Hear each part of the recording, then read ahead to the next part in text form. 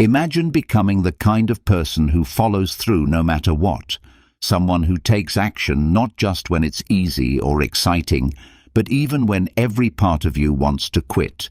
Someone who shows up, rain or shine, tired or motivated, because discipline isn't a feeling, it's a decision.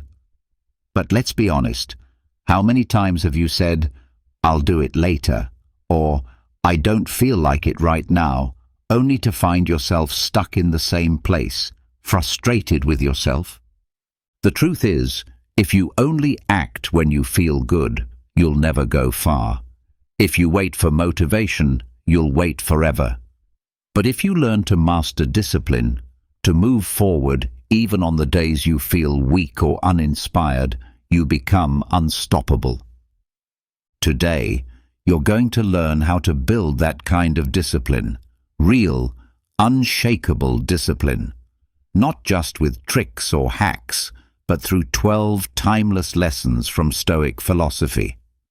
These ideas have helped warriors, leaders, and thinkers stay strong through war, hardship, and chaos, and now they can help you. This isn't just another video, it's a mindset shift. It's your chance to stop living by emotion and start leading yourself with purpose. But before we begin, I want you to make a promise to yourself. Type this in the comments. Starting today, I choose discipline over mood. I am Stoic. This is more than a sentence. It's a signal. A moment where you decide that your feelings don't run your life. You do. So write it now. Say it out loud. And let's begin. Number 1. Leverage identity-based discipline. Let's be honest. Motivation is unreliable. Some days you feel inspired, powerful, ready to take on the world. Other days you feel empty, distracted, tired. You can't always control how you feel, but you can control who you decide to be. That's why true discipline doesn't come from chasing motivation. It comes from identity, from deciding who you are and acting in line with that decision, no matter what. Ask yourself this: what would a disciplined person do right now? It sounds simple, almost too simple, but don't underestimate the power of this question. Because the moment you stop acting based on how you feel and start acting based on who you are, everything changes. Think of it like this. You're not just someone trying to be more productive. You are a disciplined person. You are someone who values strength, self-respect, and purpose. That's your identity. That's who you are now. And once you start believing that, your actions begin to align with it. This is what the Stoics understood so deeply. Epictetus said, "First, say to yourself what you would be, and then do what you have to do." In other words, don't wait to feel ready. Decide who you are and let that decision guide your behavior, even when it's hard. So next time you're faced with a choice, work or scroll, train or quit, speak up or stay silent, don't ask yourself what you feel like doing. Ask yourself who you are. Ask yourself, if I were truly disciplined, what would I do right now?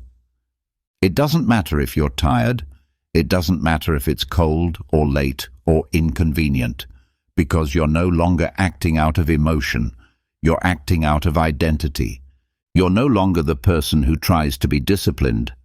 You're the person who is disciplined, even when no one's watching, even when it's uncomfortable. Because that's what defines character. Not how you act when things are easy, but how you show up when it's hard. Now here's the real secret. The more you act like a disciplined person, the more you believe you are one. And the more you believe it, the more consistent your actions become. It's a cycle, but it always starts with a decision. And it's a decision you can make today. Don't wait for the perfect day to become the person you want to be. You'll be waiting forever. There's no magic moment. The truth is, Every moment is a chance to vote for the kind of person you are becoming. Every time you choose action over comfort, focus over distraction, purpose over impulse, you're casting a vote for your identity. You're telling your mind, this is who I am now. And the more votes you cast, the stronger that identity becomes. So here's what I want you to do. Today, write it down. Write down the words, I am disciplined. Put it somewhere you'll see it every day. On your mirror, on your phone, on a sticky note beside your bed. Let it be your reminder. And whenever the excuses start creeping in, because they will, go back to that identity. Remind yourself, this is who I am now. And act like it, because that's how habits form. That's how discipline grows, not through bursts of energy, but through quiet decisions. Not through motivation, but through identity. The Stoics didn't live easy lives. They weren't looking for comfort or applause. They lived by principle. They faced hardship with strength, and they built that strength by aligning their actions with their values, day after day, no matter how they felt. You can do the same, but you must choose who you are. So decide today. Don't be the person who gives in to every mood and excuse. Be the person who shows up, regardless of how you feel. Be the person who follows through. Be the person who does the work. Be the person who is disciplined. Because once you decide that's who you are, everything else becomes simple. Not easy, but simple. So the next time the alarm rings, or the workout gets tough, or the temptation to quit shows up, don't ask yourself what you feel like doing. Ask yourself, what would a disciplined person do? Then do it. That's who you are now. That's identity-based discipline, and it changes everything. Number 2, utilize the low mood protocol. There will be days when everything feels heavier than usual. Days when your energy is low, your thoughts are cloudy, and motivation feels like a distant memory. You wake up and think to yourself, not today, I just can't. And if you've ever felt that way, you're not alone. Even the great Stoics faced days like these. Marcus Aurelius, burdened with leading an empire, wrote often about fighting his own tiredness, doubts, and emotional storms. The difference is, he didn't let those feelings decide his actions. He prepared for them. He expected them. And he had a strategy. You need one too. Because if you don't have a plan for your low days will have a plan for you. They will pull you down into inaction. They will trap you in thoughts like, maybe later, or I'll try again tomorrow. And that's how one off day turns into a week, a month, a season of regret. So what do? You build a simple system, a mental checklist, a low mood protocol.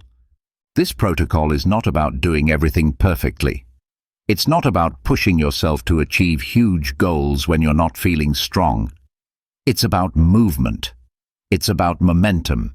It's about having something so small, so simple, so easy to follow that you can do it no matter how bad the day feels. It could start with 5 minutes. 5 minutes of the task you're avoiding. Don't aim to finish it. Just begin. Because starting is often the hardest part. 5 minutes might feel like nothing, but it's not. It's a spark, a signal to your brain that you are still in control. Next, change your environment. If you've been stuck in one place, get up, walk into another room, open a window, step outside for just a moment. The space around you affects your state of mind more than you realize. Motion creates emotion, and even the smallest shift in surroundings can help break the mental fog. Move your body, stretch your arms, stand up tall, take a deep breath, shake off the weight. Your physical state influences your emotional state. When your body begins to move, your mind begins to follow. It doesn't need to be a workout. It just needs to be movement. Take a moment to drink water, eat something clean, and breathe. These aren't dramatic actions, but they are signals of care. Signals that you are still showing up for yourself, even if it's in small, quiet ways. And as you do these things, remind yourself out loud, this feeling is temporary. I can still take action. These words are not lies. They're anchors. You're not ignoring the difficulty. You're choosing to respond to it with intention. This is what the Stoics meant when they said we must train the mind. It's not about pretending we are never weak. It's about building a system that supports us when we are. Because when you have a plan in place, something already written down, something already decided, you take the pressure off your emotions. You take the weight off your willpower. You don't have to decide what to do next. You simply follow the steps. Like a pilot flying through a storm, you trust the checklist. You trust the process. And slowly, action builds on action. One small move leads to another. 5 minutes turns into 10. A stretch turns into clarity, and you begin to remember who you are. That's the power of the low mood protocol. It doesn't need to be complex. It just needs to exist. Because in your lowest moments, you don't need to feel better. You need to move forward. And this protocol gives you that path. It says to your future self, I know you're going to have hard days, but you're not going to face them empty-handed. You'll have a plan, and it will carry you. So, if you haven't already, make your low mood protocol today. Write it somewhere you can see it. Keep it close. Let it be your lifeline when the storm comes, because it will come. But when it does, you won't be helpless. You'll take that first small step, then another, and soon the weight will lift, the fog will clear, and you'll remember that discipline is not about feeling good. It's about doing what needs to be done, even when you don't feel like it. That's real strength. That's Stoic resilience. And it's already within you. Number 3. Anticipate emotional triggers. Let me ask you something real. How many times have you promised yourself that you'd stay focused, stay on task, stay disciplined, only to fall apart the moment a feeling hit you? You were doing fine, focused, in control. And then suddenly something shifted. Maybe it was boredom. You were deep into your work, and then that familiar restlessness crept in. You told yourself, just 5 minutes of scrolling. But 5 minutes turned into 30. You lost your rhythm.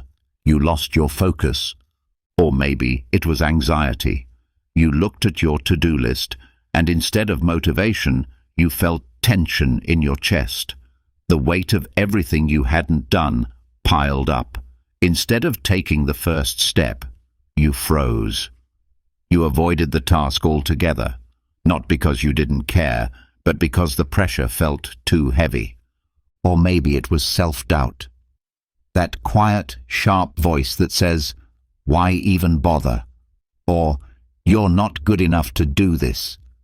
And instead of fighting through, you hesitated. You shut down. You convinced yourself it was better to wait for a better mood, a better day. These moments are where most people break. But not because they're weak. Not because they don't want it badly enough. They break because they didn't see the emotion coming. They weren't ready for the hit. And so they got knocked down, not by the task, but by the feelings around it. That's why preparation is everything. Discipline isn't just about pushing yourself through the pain. It's about understanding yourself so deeply that you can see your own emotional patterns before they sabotage you. It's about making a plan, not for when things are easy, but for when things get hard. The Stoics called this premeditatio malorum, the premeditation of adversity. Marcus Aurelius would begin his day by thinking about what might go wrong, not to be negative, but to be ready. He would imagine someone insulting him. He would imagine delays, frustrations, emotional storms. And in doing that, he was practicing emotional armor. He wasn't afraid of being shaken because he had already prepared his response. That's what you must do. You must build what I call a discipline audit, a personal list of emotional triggers that have historically thrown you off course. This is not guesswork. This is self-awareness in action. Sit with yourself and ask, what emotions tend to derail me? Be honest. Maybe it's frustration. Maybe it's loneliness. Maybe it's fear of failure or even success. Whatever they are, write them down. Put a name to them. The moment you name them, they begin to lose their control over you. Now, for each one, create a plan, a response, a counteraction. If boredom throws you off, your plan might be to switch to a smaller task for 10 minutes, or take a short walk to reset your brain. If anxiety shows up, maybe you focus on just the next step. Not the whole mountain, just the next stone in front of you. If self-doubt is the voice in your head, prepare a phrase that fights it. Something real, something that pulls you out. Something like, I don't have to be perfect, I just have to begin. And this part is key. Write it all down. Don't keep it in your head. Make it physical. Put your discipline audit where you can see it, on your wall, in a journal, on your phone. When the emotions strike, you don't want to think, you want to respond. That's the beauty of anticipation. You move from reaction to readiness. You stop being at the mercy of your moods. You stop depending on willpower, and instead, you lean on structure. You lean on truth. You lean on a plan that was built with clarity and wisdom, not with fear. Because here's what discipline really is. It's preparation. It's not about being a robot. It's about knowing that feelings are real, but they don't have to decide your future. When your emotions show up, and they will, you'll recognize them. You'll say, I knew you were coming, and I'm ready for you. That kind of control doesn't come from force. It comes from understanding, from honesty, from facing your patterns and choosing a better response next time. So take the time, make your list, know your emotional triggers, prepare your counteractions. This is how you stay disciplined, even when your feelings try to pull you off course. This is how you live with intention, even when the storm hits. This is what Stoic strength looks like, and it's a power you already have. Number 4, gamify resistance points. Let's talk about that moment. You know the one. That invisible wall you always seem to hit. You sit down to work. You start the task. And for a few minutes, things are fine. But then, something shifts. You start checking the clock. You get restless. You lose focus. You think about stopping, about doing something easier, something more comfortable. And before you realize it, you've already quit. Not because the task was impossible, but because you reached your personal breaking point. We all have them. For some, it's the 10-minute mark of deep work. For others, it's halfway through a workout, or right before sending that scary email, or when the first frustration shows up in a long project. These aren't physical limits, they're resistance points. Invisible checkpoints where the desire to stop grows louder than the desire to continue. And here's the thing, most people don't push past them, not because they're lazy, but because those moments feel like dead ends. But what if they weren't? What if, instead of seeing resistance as the moment you break, you saw it as the moment you play? That's where gamification comes in. Gamifying your resistance points doesn't mean turning your life into a game. It means giving your brain a reason to keep going when it wants to stop. It means rewarding effort, not just outcomes. It means making the hard moments feel winnable, not unbearable. Think about it like this. When you play a game, you're not always comfortable. You face challenges. You hit obstacles, but you keep going. Why? Because there's a goal, there's feedback, there's a reward waiting if you reach the next level. Why not apply the same psychology to your discipline? Start by identifying your common resistance points. Be specific. When do you usually quit? At what moment does your motivation dip? Is it 10 minutes into a task? Is it after writing one paragraph? Is it when you feel stuck or confused? Now, once you know that point, create a game around it. Decide on a small, immediate reward, not something huge, just something meaningful enough to keep you going. Maybe it's this. If I stay focused for 10 more minutes, I earn a token. 5 tokens equals a Saturday coffee or a guilt-free movie night. It might seem silly, but it's not. It's strategic. You're using your own psychology to your advantage. You're not bribing yourself. You're engaging yourself. You're turning the voice that says, "Stop now," into a challenge that says, "Let's see if I can earn it."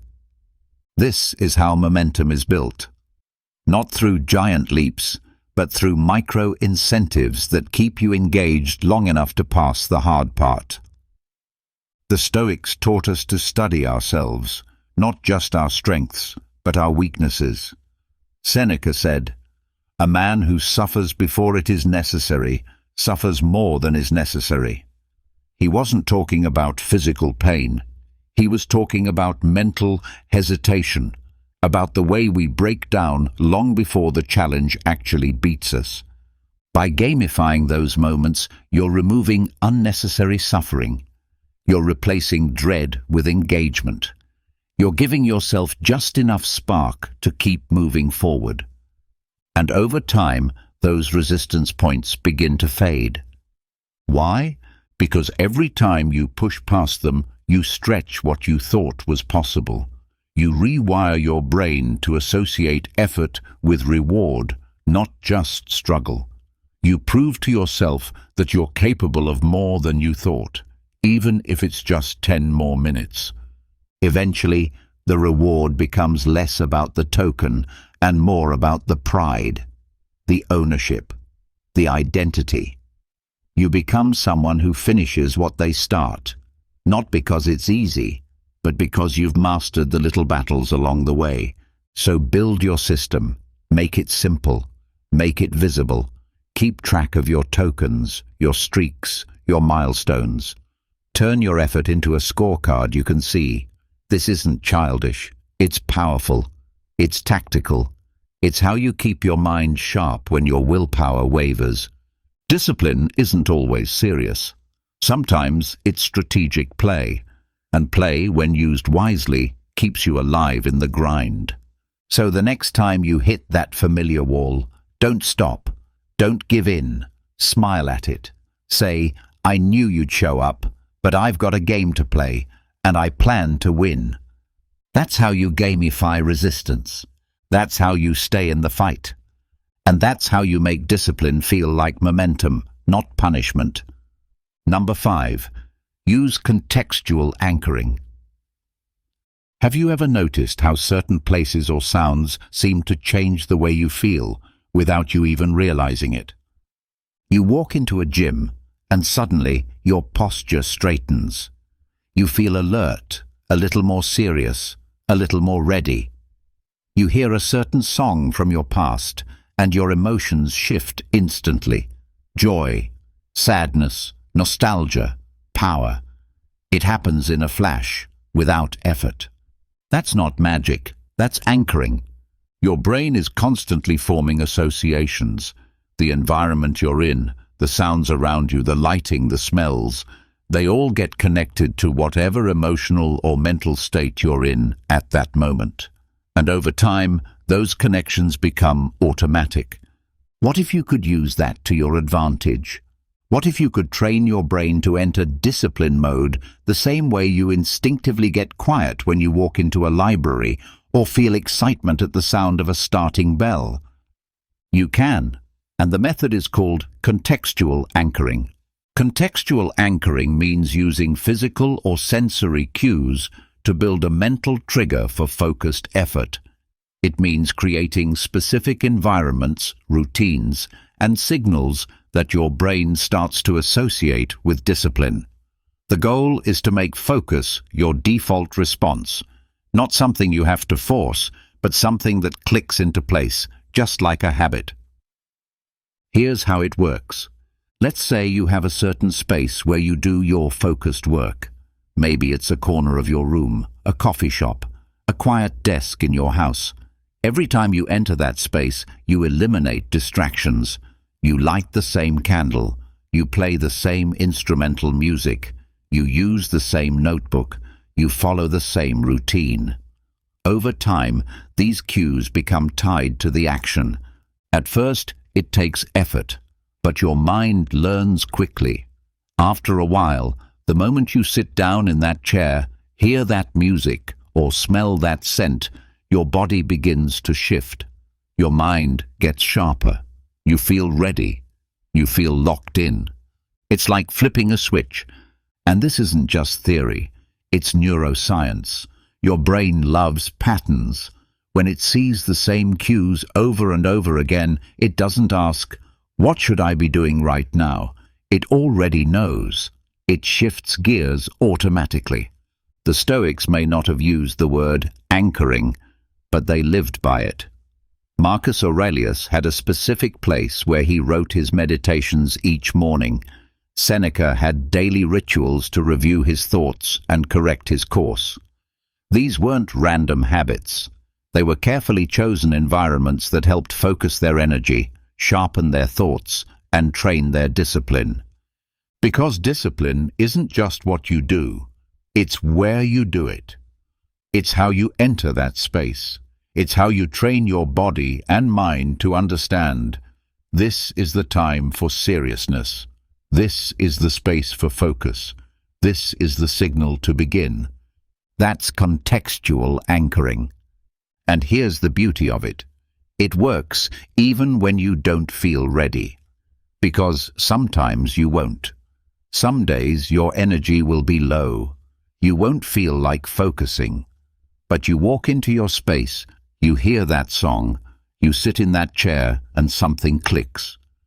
Not because you forced yourself, because you trained yourself. And training beats willpower every time. So how do you start? Choose a place. Choose a sound. Choose a routine. It doesn't have to be fancy. It just has to be consistent. Maybe you light a candle. Maybe you drink the same tea.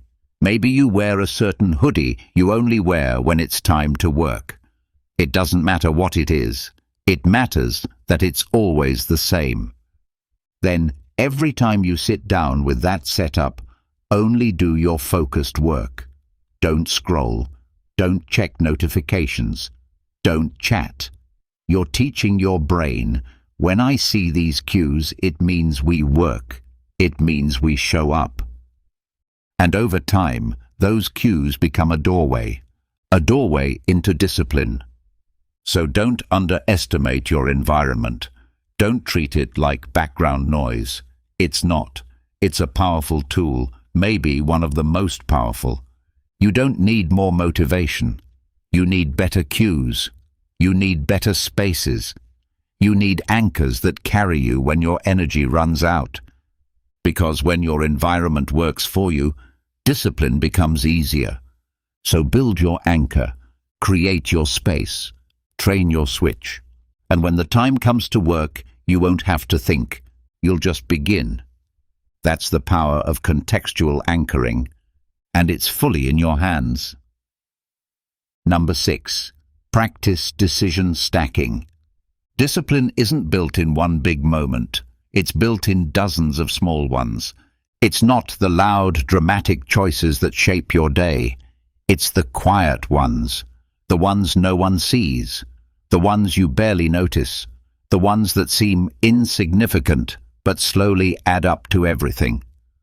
Let me explain. You wake up in the morning and the alarm goes off. That's your first decision. Do you hit snooze or do you get up? It seems like a small thing, but it's not. It's the first domino, and whichever direction that domino falls will decide the direction of your entire day. Because once you make one decision, it becomes easier to make the next one in the same direction. If you get up right away, you've already made one strong decision. That decision leads you to drink water instead of scrolling your phone. That leads you to stretch or breathe or journal instead of rushing. And suddenly, it's only been 15 minutes, but you've already made 3 or 4 decisions that reinforce the identity of a disciplined person. This is what I call decision stacking.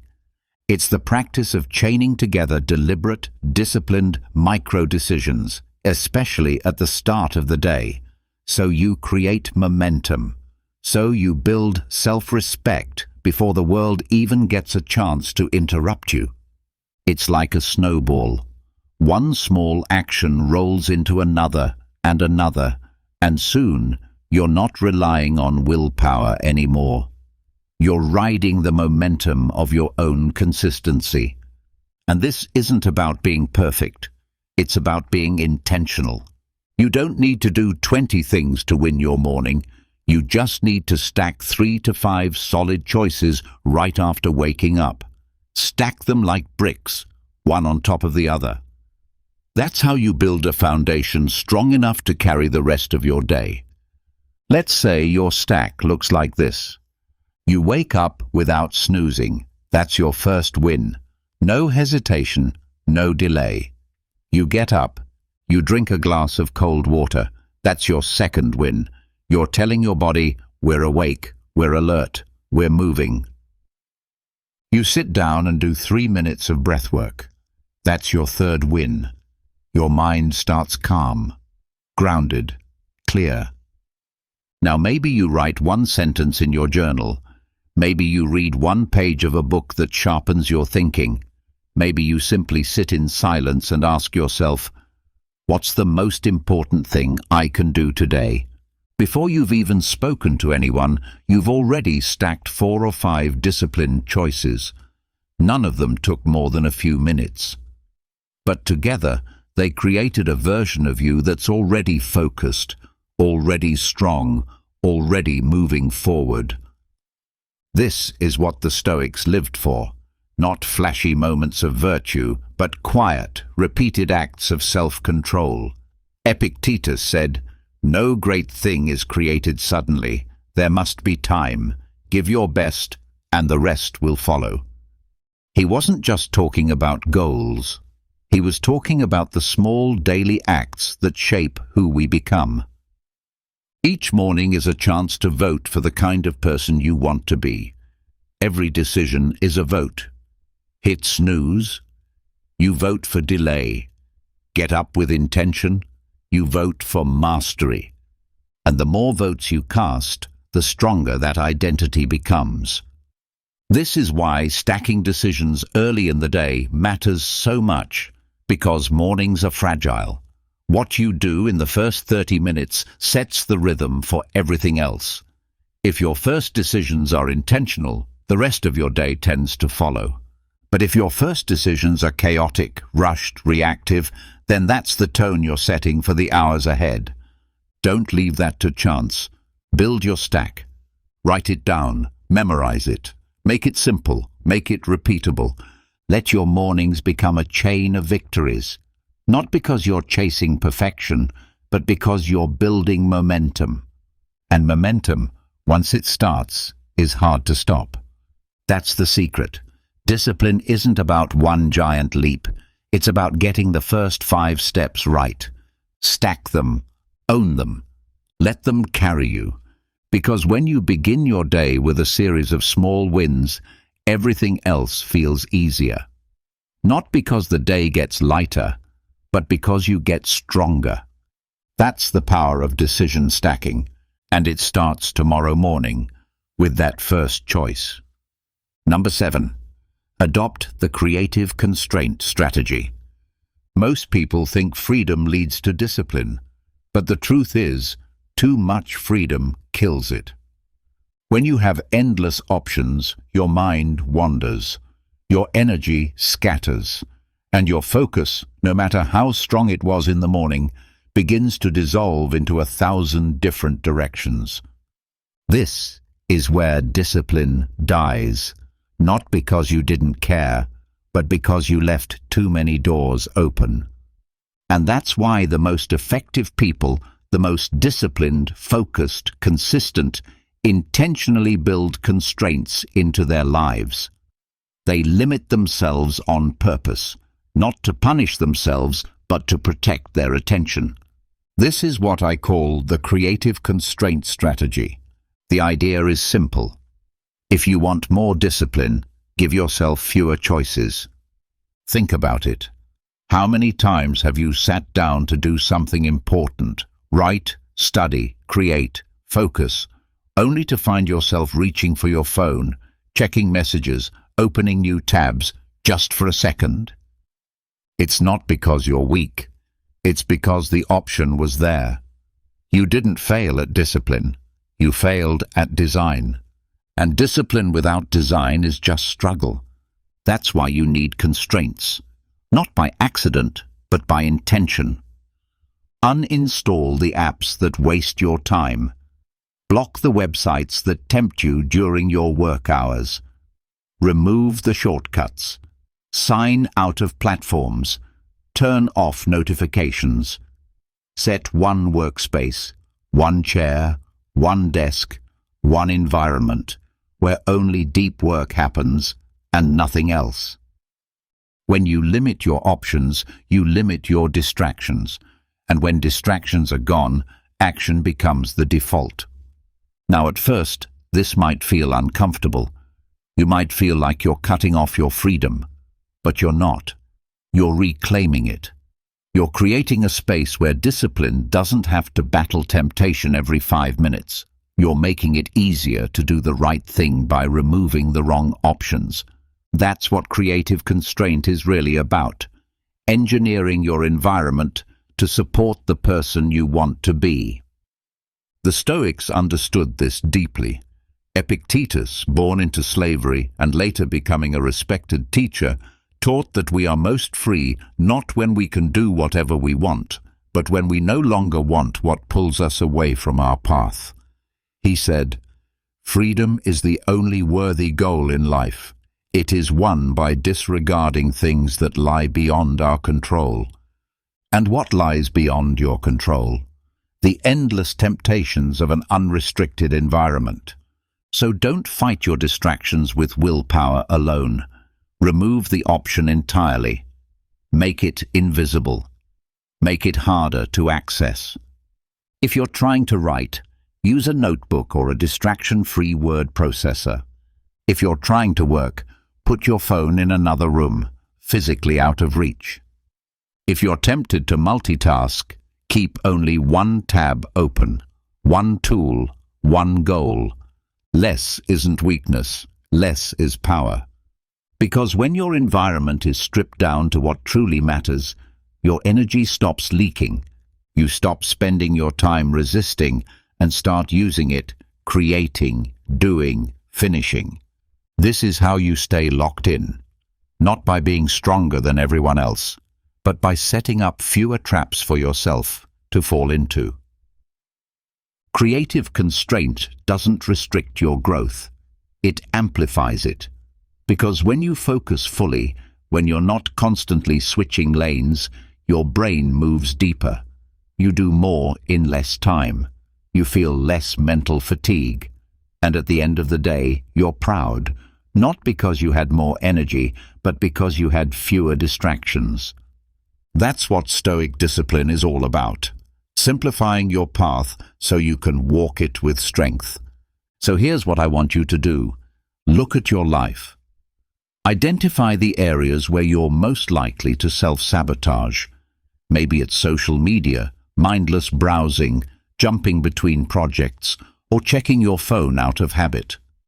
Then create one constraint for each, one rule, one boundary, nothing complicated. Maybe it's no phone until after the first work session. Maybe it's one browser tab open at a time. Maybe it's no work outside my workspace. Whatever it is, stick to it and watch what happens. Watch how your energy sharpens. Watch how the noise fades. Watch how discipline for once doesn't feel like a fight, but like flow. That's the magic of creative constraint. It's not about having less. It's about needing less to do more. And in a world full of distraction, that's a superpower. Number 8, employ negative visualization. Sometimes to move forward with discipline, you don't need more inspiration. You need confrontation. You need to look your future in the eye, not the future you hope for, but the one you're heading toward if nothing changes. The future shaped by delay, distraction, and repeated indiscipline. It's not easy, but it's necessary. This is the Stoic practice of negative visualization, and it's one of the most powerful tools you can use to fuel your commitment. Most people try to motivate themselves with positive thinking. They picture the life they want, the success, the freedom, the joy, the peace. And that's useful, sometimes. But the Stoics knew that imagining only the best outcomes creates a dangerous illusion. It leads to softness, entitlement, false hope. So they flipped the practice.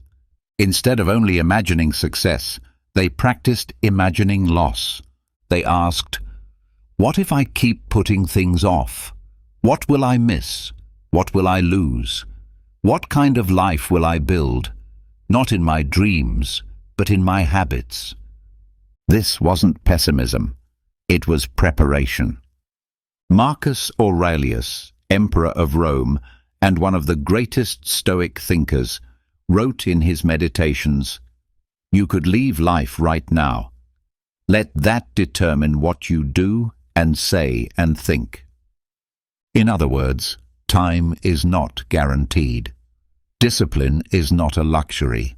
It's your last defense against regret. So ask yourself honestly, if I continue down this path of inconsistency, where does it lead? Visualize it. Not vaguely, clearly. Picture the mornings where you keep hitting snooze, the projects that never get finished, the health goals that stay goals, the relationships that weaken because you didn't stay present, the years that pass while you keep saying, "I'll start tomorrow." Now zoom out. Imagine looking back, 5 years from now, 10 years. You're older. Time has moved on, but you haven't. The things you wanted never came, not because they were impossible, but because you never showed up long enough to build them. Feel that. That's not meant to scare you. It's meant to wake you up. Because when you connect your actions to their consequences, everything becomes clearer. Every small decision becomes heavier, but in a good way. You begin to see that skipping today is not just missing one day. It's voting for the person you'll eventually become. Discipline then becomes a kind of protection. Each action is a shield against that life you don't want. Each time you choose focus over distraction, you are pulling yourself away from the cliff's edge. Each time you push through the urge to quit, you are rewriting your story, not with fantasy, but with strength. And when you practice negative visualization regularly, you start to build emotional leverage. You turn regret into resolve. You stop taking time for granted. You move with a deeper sense of urgency, not panic, but purpose. This is what makes negative visualization so powerful. It doesn't come from fear, it comes from clarity. You no longer drift, you act. So here's how you use it. Set aside 5 minutes. Sit quietly. Close your eyes. Ask yourself, If I keep doing what I'm doing now, same habits, same excuses, what will my life look like in 5 years? Walk through it in your mind. Where will you be living? How will you feel about yourself? What will you regret? Then ask the opposite. If I stayed disciplined, if I truly committed, what would my life look like in 5 years? Now compare the two paths.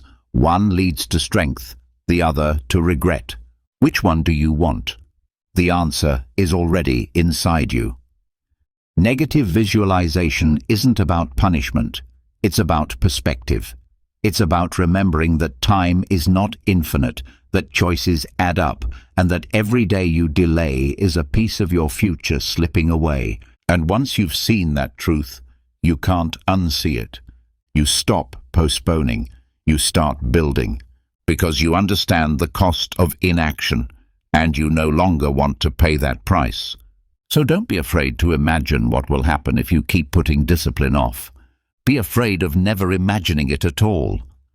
That's what the Stoics practiced. And it's a practice that can save you from regret, from drift, from becoming a person you no longer recognize.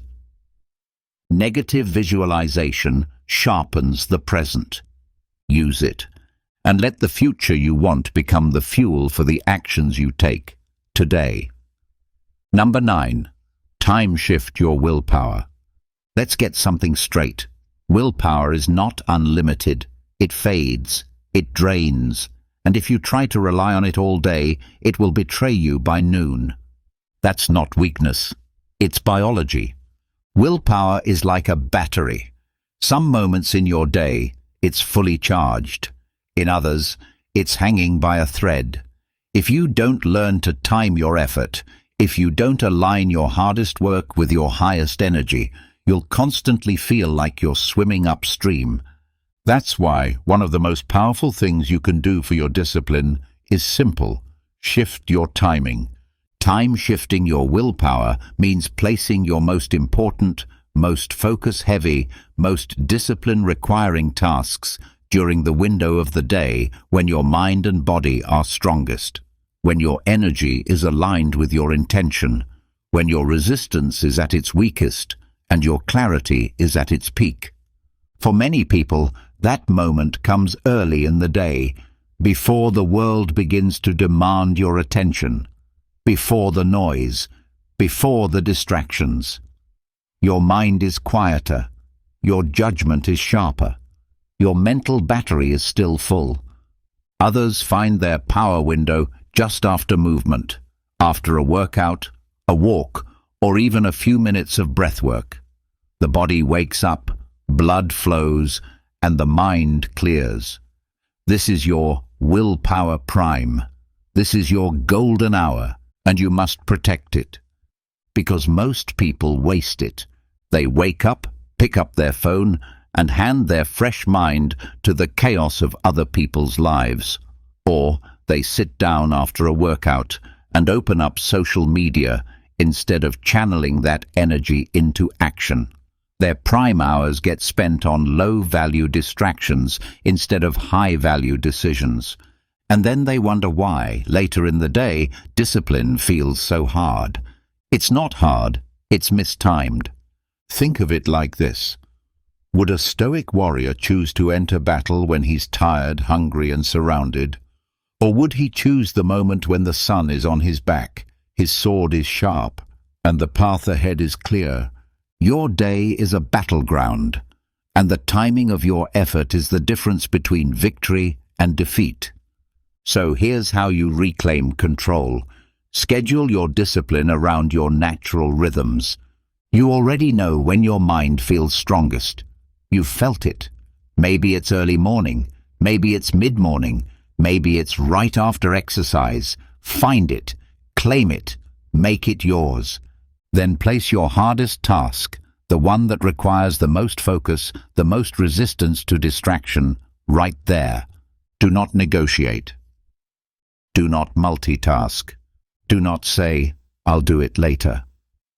Later is when your energy fades. Later is when emotions creep in. Later is when your excuses are louder than your logic. But early, when the mind is clean, when the will is strong, that's when you strike. The Stoics lived with this awareness. Marcus Aurelius rose before the city stirred, not because he loved mornings, but because he knew those were the hours when his mind was most his own. He wrote in his meditations, "When you arise in the morning, think of what a privilege it is to be alive, to think, to enjoy, to work." He didn't wait for the right mood. He used the right time. And you can do the same. Your discipline doesn't need to carry the whole day. It just needs to be focused at the right time, because a well-placed hour in your prime state can do more for your life than 6 hours spent in a fog of distraction and fatigue. And when you protect that time, when you guard it like a temple, you begin to feel something new. Momentum. You're not fighting uphill all day. You've already won the first battle. And those early victories, those right-timed efforts, spill over into everything else. You feel calmer, more in control, sharper. Not because the day got easier, but because you got smarter about when you show up fully. So today, study your energy, learn your rhythm, observe your mind. When do you feel most clear? When does focus come easiest? When does distraction feel weaker than purpose? Once you know, build your schedule around it. Don't squeeze your most important work into the leftover hours. Give it the spotlight. Because when you time shift your willpower, you're no longer just hoping to be disciplined, you're planning for it. And that's how warriors win. Not by fighting harder all the time, but by striking at the right time, in the right way, with full strength. That's Stoic discipline. That's tactical effort. That's how you time shift your willpower and change the game entirely. Number 10. Rehearse future temptations. Discipline doesn't break in the moment of failure. It breaks before that, because you weren't prepared. The truth is, most people don't lose control because they're weak. They lose it because they were surprised, caught off guard, unready for the internal battle that always shows up when temptation knocks. That's why the Stoics trained themselves, not just with knowledge, but with mental rehearsal. They didn't wait for the storm to hit to learn how to stand. They practiced the storm before it came, and so should you. This is what I call rehearsing future temptations.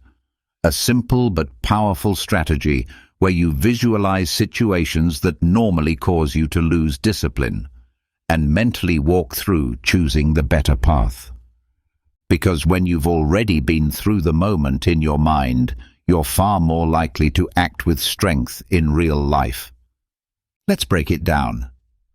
Think about the areas where your discipline tends to collapse, where you often say, "Next time, I'll do better," but then next time comes, and you repeat the same pattern. Maybe it's late at night when you're tired, and you reach for junk food or the snooze button the next morning. Maybe it's when you're stressed and you skip the workout, or when you sit down to work and end up scrolling instead of focusing. We all have our weak points. The key is not to pretend they don't exist. The key is to face them before they arrive. So here's what you do. You rehearse. You take time, while your mind is calm, to vividly imagine those exact scenarios. You walk through the temptation in detail. You feel the urge.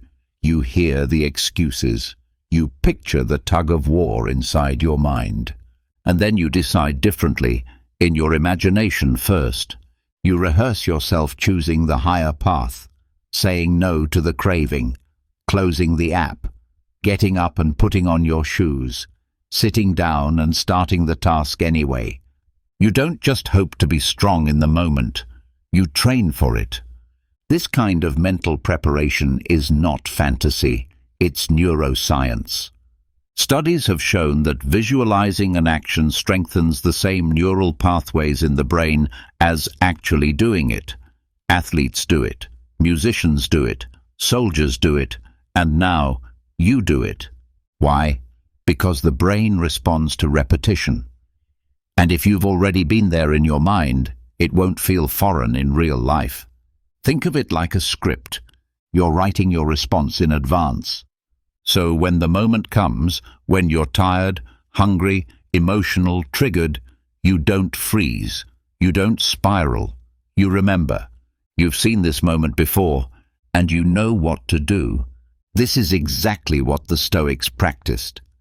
Seneca wrote about imagining misfortunes before they arrived, not to live in fear, but to live in readiness. Marcus Aurelius asked himself every morning, "Today I will meet people who are rude, selfish, dishonest." He wasn't being negative. He was preparing his mind so he wouldn't be thrown off by the predictable behavior of the world. He rehearsed the worst so he could act at his best. That's the power of mental rehearsal, and the more you do it, the stronger you become. So here's your challenge. Each day, take 5 minutes and visualize one moment where you usually break. Don't avoid it. Walk straight into it in your mind. Feel the resistance. Then practice the response. See yourself rise above it, again and again and again.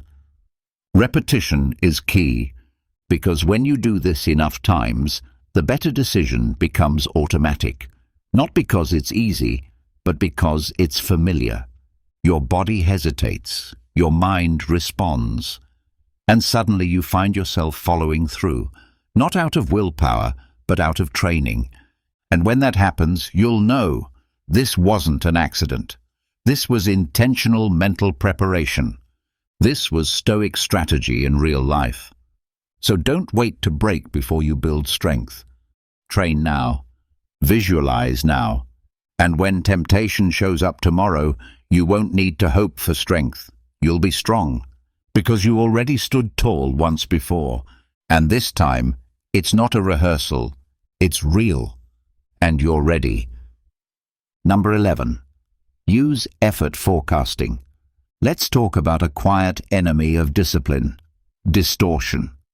Not the task itself, but how big it feels, how heavy it looks, how overwhelming your mind makes it out to be before you even begin. That mental build-up, that invisible pressure, is what leads to avoidance. You don't avoid the work. You avoid the thought of the work.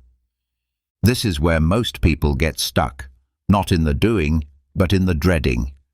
That's why one of the smartest habits you can build is called effort forecasting. Effort forecasting is simple. Before you begin a task, pause and ask yourself one question. How much energy will this actually take? Not how much it feels like, not how much your stress is telling you, but realistically, how long, how hard, how deep. Because what you'll notice again and again is this: the task you've been avoiding for hours, days, sometimes even weeks, usually takes far less than you thought, not just in time, but in effort. Your brain inflated it, your stress multiplied it, but when you finally sit down and start, you realize it's manageable. Sometimes it's even easy. This is the trick of the mind, and the Stoics understood it well. They taught that we suffer more in imagination than in reality. Seneca said it clearly: we are more often frightened than hurt, and we suffer more from imagination than from reality. Your anxiety builds mountains out of pebbles. Effort forecasting breaks those mountains down before they stop you. So how do you do it? Before you begin your next task, especially the one you're avoiding, take a breath. Then estimate. How long will this actually take me if I focus? How much energy will I really need? What's the first small step I can take to shrink it down? You're not psyching yourself up. You're calming yourself down. You're replacing vague fear with clear understanding, and clarity is a weapon. When your mind knows what to expect, resistance loses its grip. You stop flinching. You stop hesitating. You begin. Let's say you've been avoiding a difficult conversation. In your mind, it's a full-blown confrontation. You picture raised voices, awkward silences, emotional fallout. But when you forecast realistically, you realize the actual conversation might take 5 minutes, and most of it will be calm, mature, and necessary. You've been avoiding 5 minutes of effort because of 5 days of mental exaggeration. Or maybe it's a work project. It feels massive, never-ending.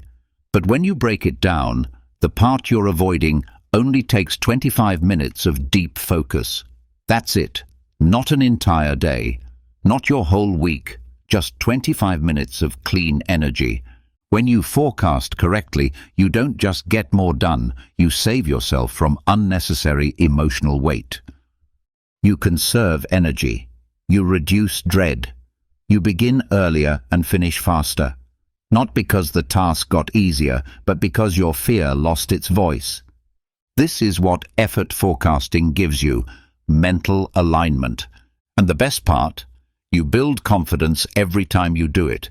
Each time you forecast and follow through, you prove to yourself that your resistance is built on illusion, and the more you prove that, the less control that illusion has over you. You become someone who acts, not because you're always motivated, but because you see reality clearly. You don't hide from your responsibilities. You face them with a level head and a steady heart. That's discipline. That's Stoic clarity. So starting today, make it a habit. Before your next task, stop, breathe, ask, what's the actual effort here? Write it down if you have to. You'll notice how often your brain overreacts. And that awareness alone is power. Because once you shrink the task in your mind, your body is free to take the first step. And the first step, as you've learned by now, is everything. So don't wait for the task to shrink itself. Shrink it on purpose. Forecast the effort. Then begin with calm. Because you're not just doing the work, you're mastering the mindset behind it. And that mindset is what will carry you farther than motivation ever could. Number 12. Develop identity redundancy. Discipline isn't just about willpower, it's about who you believe you are. Because when you see yourself as someone who follows through, someone who does hard things, someone who doesn't quit when it's inconvenient, that identity starts doing the work for you. But what happens when that identity gets shaken? What happens when the one role you've built your discipline around, your work, your training, your routine, gets interrupted? What happens when injury strikes, or your schedule changes, or motivation fades in one area of your life? If you only see yourself through one lens, you risk everything when that single piece breaks. That's why you need identity redundancy. Identity redundancy means you don't depend on one version of yourself to stay disciplined. You build multiple overlapping identities, each rooted in purpose, each tied to effort, each capable of holding you steady when another starts to slip. You're not just a professional. You're also a writer. You're also a student. You're a teacher. You're an athlete, a builder, a creator, a parent, a leader. Each of these roles calls on a different form of discipline, and together they form a network, a structure that supports you when one area starts to collapse. Let's say you're injured and can't train. If your identity is built only around being fit or strong, you may fall into a hole. You may lose your rhythm, your self-respect, your sense of who you are. But if you've also cultivated the identity of a writer, a learner, a mentor, you simply shift focus. You redirect that discipline. You keep showing up, just in a different arena. This is the redundancy. This is the backup system. It's not about doing more for the sake of busyness. It's about doing enough in each identity so that no single obstacle can break you. The Stoics knew this well. Marcus Aurelius wasn't just an emperor. He was a philosopher, a writer, a father, a student of nature. When politics failed him, he still had the pen. When his health declined, he still had reflection. When the empire was in chaos, he still had his principles. His discipline didn't live in one identity. It lived across many. And yours can too. Here's how you build it. Start by identifying the roles you already play. Not the ones given to you, but the ones you've chosen. Maybe you're a creator, a coach, a reader, a spiritual seeker, a friend others count on. These are more than titles. They're sources of meaning. Then ask, in each of these roles, what kind of discipline do I need to maintain them? As a writer, maybe it's consistency, showing up even when the words don't flow. As a friend or parent, maybe it's presence, staying off your phone, listening deeply. As a learner, maybe it's curiosity, pushing past the point of confusion instead of quitting early. Each role becomes a well you can draw from. Each one strengthens your identity in a different way. And when one area feels weak, when life disrupts your routine, you don't fall apart. You shift, you adapt, you stay anchored, because another part of you still knows how to stand. This is how you create resilience, because discipline isn't just about keeping a strict routine. It's about staying close to your values through every season of life. And identity redundancy gives you that range. It gives you more than one reason to keep going, more than one way to feel aligned, more than one form of strength. You become like a tree with many roots. One storm can't pull you out. One setback can't erase your momentum. And when you feel lost, you know where to turn, not inward into doubt, but outward into another part of yourself that still remembers how to act. So ask yourself now, who am I, beyond my work, beyond my goals? Who else can I be if this part of my life falls apart?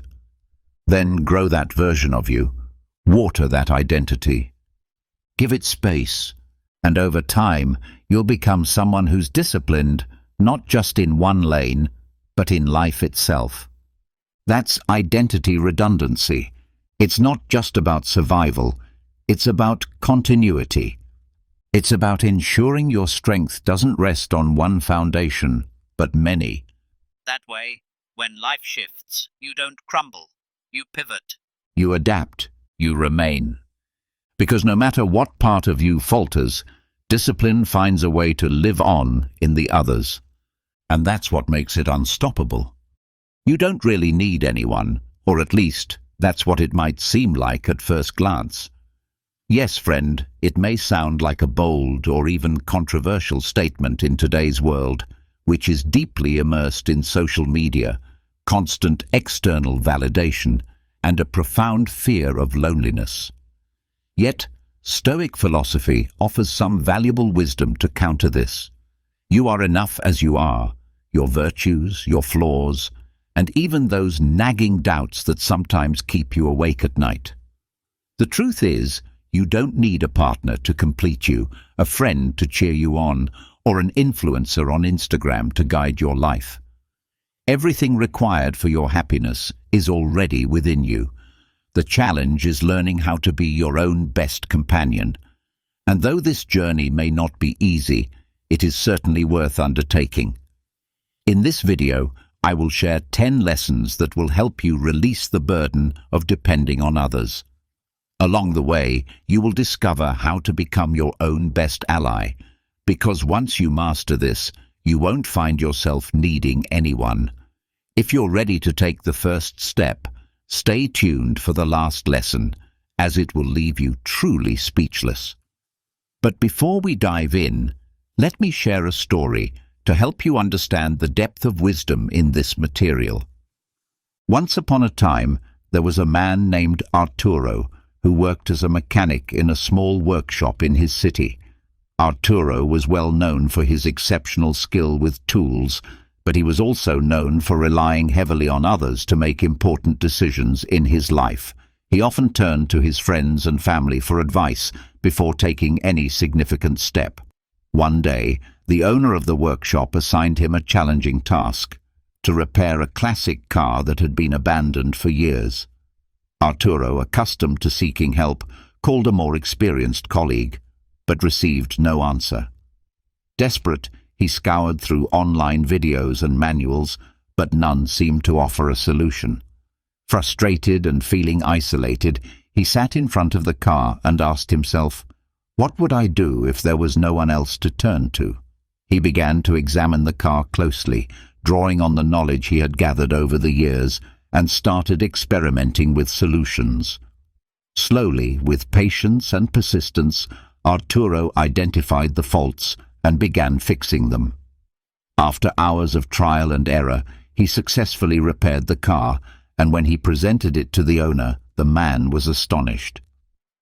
"I thought you'd need help to fix it, but you did it on your own. How did you manage?" the owner asked. Arturo smiled and replied, "I realized that the best advice I can get is the one that comes from myself. When you trust your own ability to solve problems, you discover you have more tools than you ever imagined." The moral of this story is simple yet profound. In life, learning to trust yourself and your ability to face challenges is the key to true independence. It's not about never needing anyone, but knowing that when everything else fails, you can always rely on yourself. Now, before we dive into the lessons, I invite you to subscribe and activate notifications to keep up with all the latest updates. Let's begin with the first lesson. Learn to be your own best company. Have you ever felt like you need someone else to complete you? Maybe you've thought that if you had more friends, a more understanding partner, or the perfect job, your life would be infinitely better. But what if I told you that the real key to happiness isn't found outside of you, but deep within? Yes, it might sound like something out of a motivational book, but let me explain. True emotional independence, the kind that doesn't rely on anyone or anything, is a superpower that we can all develop. You might spend your life looking for someone who can complete you, but the reality is, the only person you truly need to feel whole and happy is yourself. It's not easy, I understand, but if you commit to it, you'll build such a strong relationship with yourself that no one else will be able to offer you what you already give yourself. This isn't about having a superficial relationship where you just look in the mirror and tell yourself, "I'm amazing." I'm talking about a deep connection that goes beyond your successes, your failures, or what others think of you.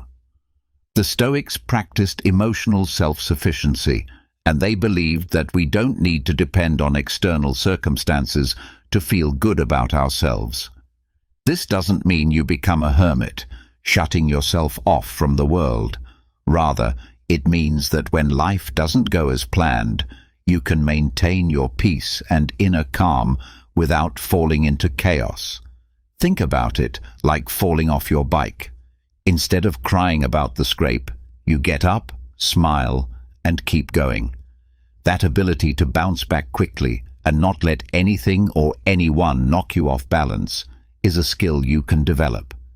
The key to achieving this is learning to enjoy your own company. Imagine yourself as a plant. If you rely entirely on rain or others for your survival, there will be times when you go without and you'll wither.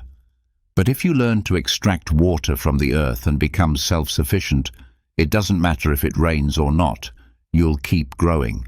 This is the essence of inner strength. Not that you don't need others, but that you no longer depend on them for your sense of completeness. The path to this is simple. Make peace with your solitude and use that time to really understand yourself, to discover what makes you happy when no one else is watching. As the Stoics taught, reflection and introspection are essential tools for finding inner peace. And yes, it sounds cliché, but when you can be content with yourself, everything else will fall into place. The real lesson here is that true peace and happiness stem from your ability to be self-sufficient. Once you master the art of being enough for yourself, you'll realize that you never needed anyone else to feel whole. This doesn't mean you won't enjoy the company of others, but you won't rely on them for your happiness. Emotional independence is a gift you can give yourself. It's not achieved overnight, but with patience and practice, you can live fully without depending on external factors. As Epictetus said, "He who does not depend on anyone becomes the master of himself." Now, let's move on to the second lesson. Learn to say no. Have you ever felt like the weight of the world is on your shoulders? Like you're just a doormat for everyone to unload their problems onto? I'm sure you've been there. But the truth is, you don't have to keep being the person that everyone turns to for help. The key to breaking free from this is an incredibly simple yet powerful tool: learning to say no. Stoic philosophy teaches us something very basic but vital. While we can't control everything, we do have the power to decide what we allow into our lives and what we don't. Imagine you're a wall. I know it sounds boring, but bear with me. A wall is impenetrable, and after a while, anything that tries to come in becomes a burden you can't release. Now, think of yourself as having a boundary, not a wall. Boundaries are clearly defined, allowing what's necessary to pass through, but keeping out what doesn't serve you. It's not about isolating yourself from the world. It's about setting limits to protect your well-being. Saying no isn't about rejecting the person asking. It's about rejecting what they're asking for at that moment. It's about not compromising your peace to meet the expectations of others. You won't be less loved or more loved by saying no. In fact, by respecting yourself and your boundaries, you'll earn more respect from others. The next time someone asks you for something, ask yourself, is this really important to me? If the answer is no, then you don't have to do it. Don't complicate your response with excuses. Simply say, I can't do it right now, or it's not something I can do. People will ultimately respect your sincerity more than any well-crafted excuse. At the end of the day, it's up to you to decide who can cross your boundaries and who must remain outside them. This isn't about becoming unapproachable, but about safeguarding what truly matters: your time, energy, and peace of mind. The Stoics understood this well. Living with purpose and without being swayed by the external pressures that others place upon us is a courageous act. Begin today by practicing the art of saying no. And if someone criticizes you for it, remember that a wall doesn't change its shape because of what others say, but a boundary knows where it should stand.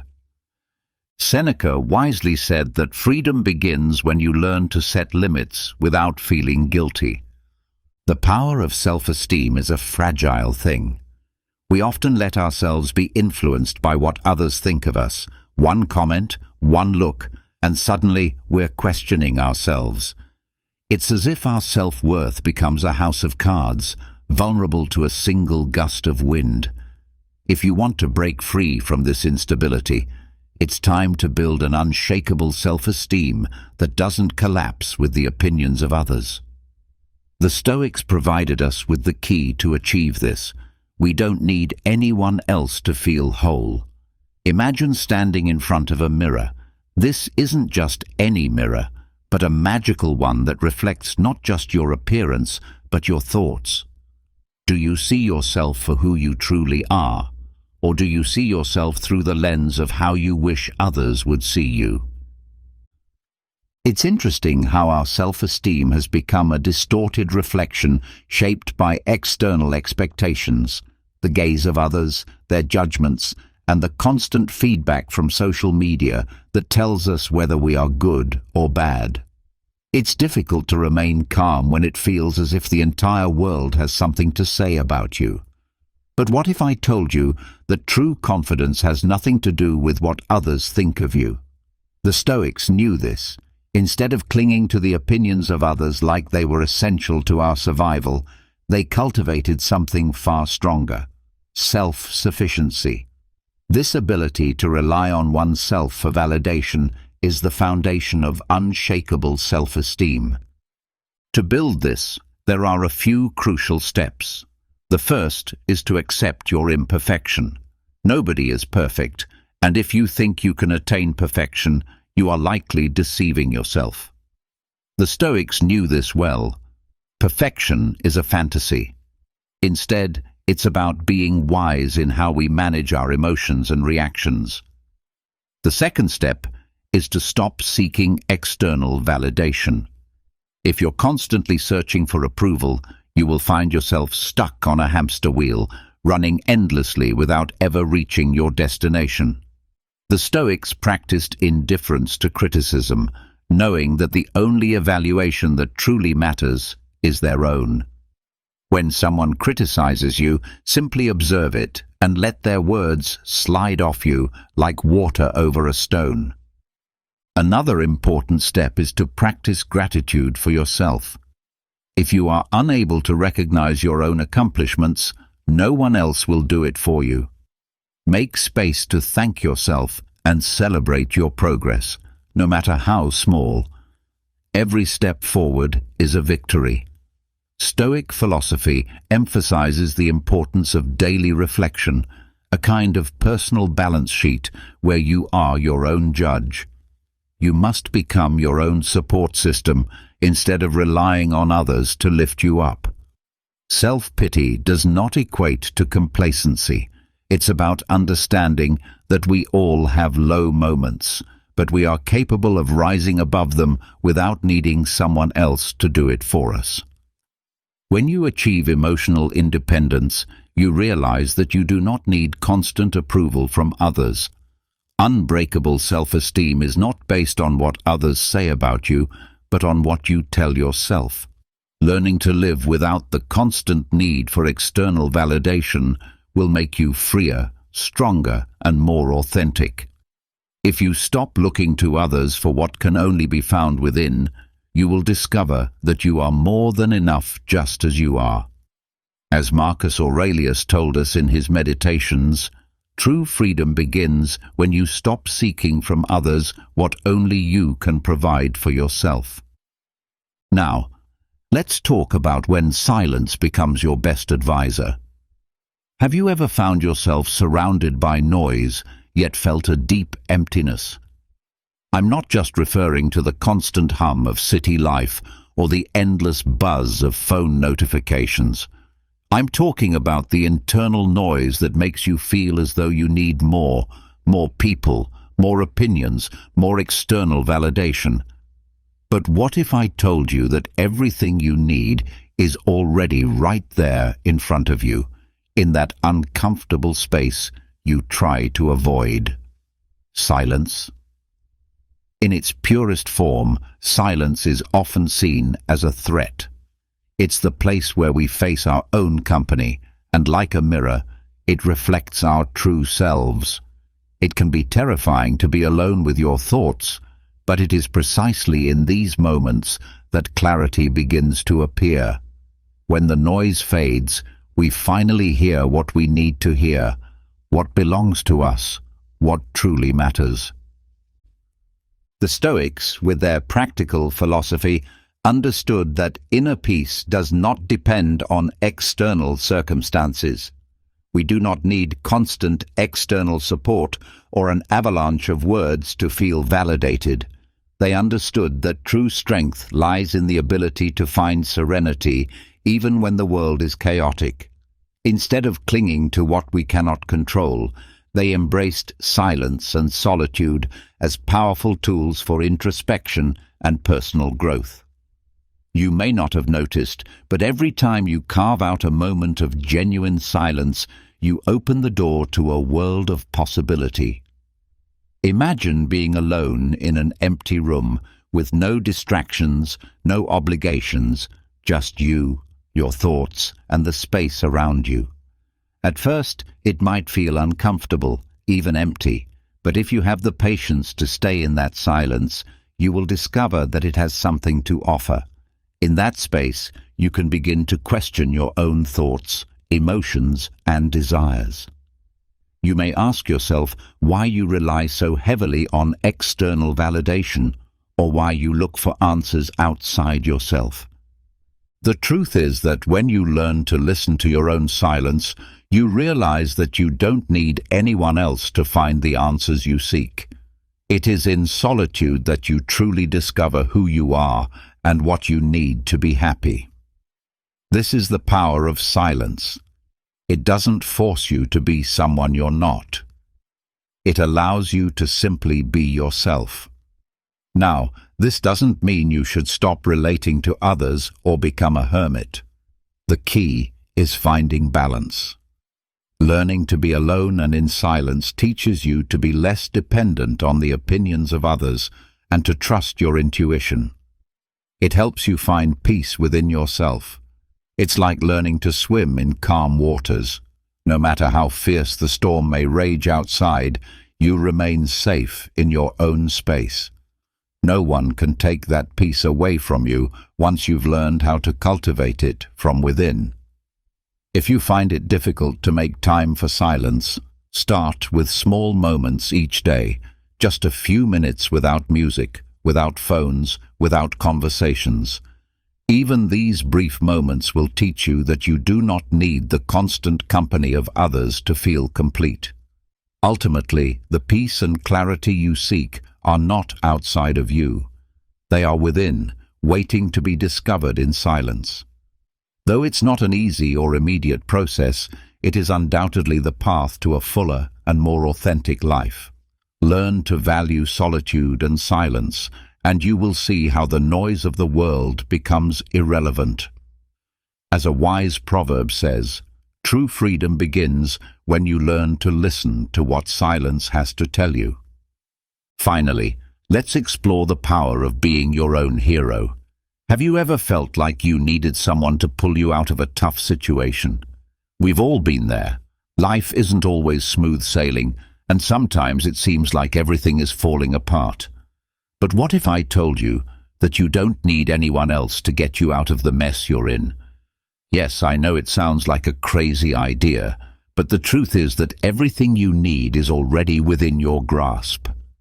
We've been sold the idea that we need a hero, a powerful figure who will swoop in and save us when times get tough.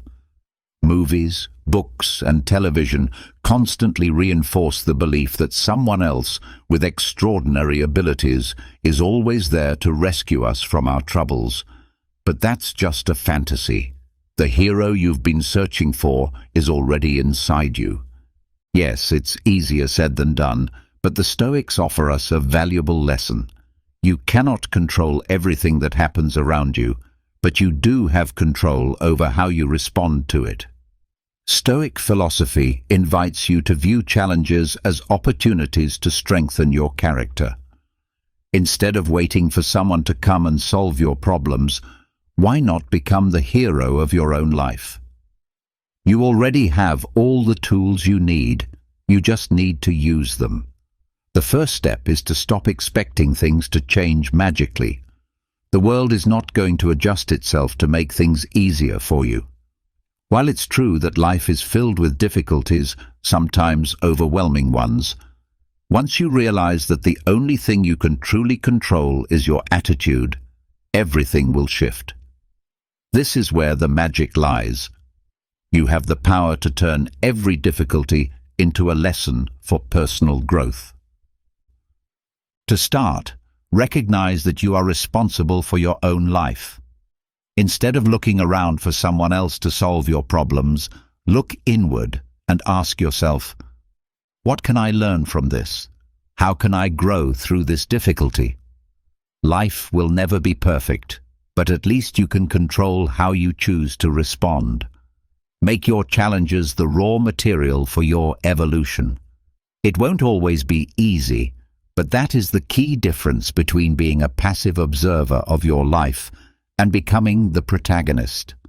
Remember, power doesn't come from outside, it comes from within.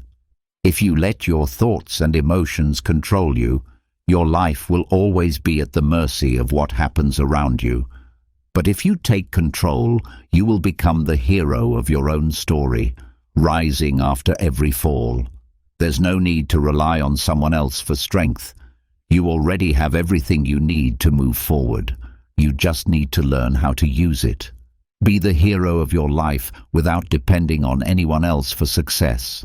Life is yours, and only you have the power to decide what to do with it. So the next time you feel lost or in need of external help, remember that everything you need is right in front of you, your own strength. As Lao Tzu once said, the hero you seek won't come to save you because you were never in danger. You just needed to realize that you were always safe. Have you ever felt like you're carrying a huge weight on your shoulders even though you're surrounded by people?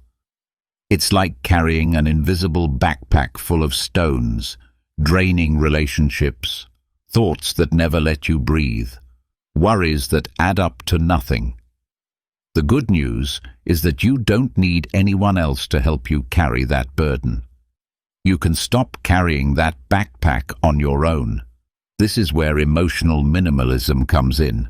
But don't worry, I'm not talking about cutting people out of your life. I'm talking about learning to let go of what you really don't need. And believe me, it's not as complicated as it seems. Emotional minimalism is like doing a spring cleaning for your mind. You take a moment to assess what you've accumulated over time. Friendships that no longer bring you joy, thoughts that get stuck in your mind like an annoying song, or fears that make no sense. Stoic philosophy teaches the power of focusing only on what we can control, and that includes our emotions and relationships. If something or someone doesn't bring you peace, do you really need it in your life? Imagine being surrounded by people who constantly drain your energy. It's like being at a party where everyone is talking, but no one is listening. Every time you try to express yourself, someone adds more weight to your shoulders without you even realizing it. The worst part is that you get used to it, until one day you can't carry it any longer. The key is to identify the relationships and thoughts that steal your energy and learn how to let go of them without feeling guilty. So how can you start? The first step is to recognize if someone or something is leaving you drained. Start by questioning what it truly brings to your life. Sometimes we cling to things simply because we're used to them, but in reality, this extra weight is only holding us back. The same goes for expectations, those that tell us we need to be someone we're not or have something we don't. Here's the truth. You don't need all that.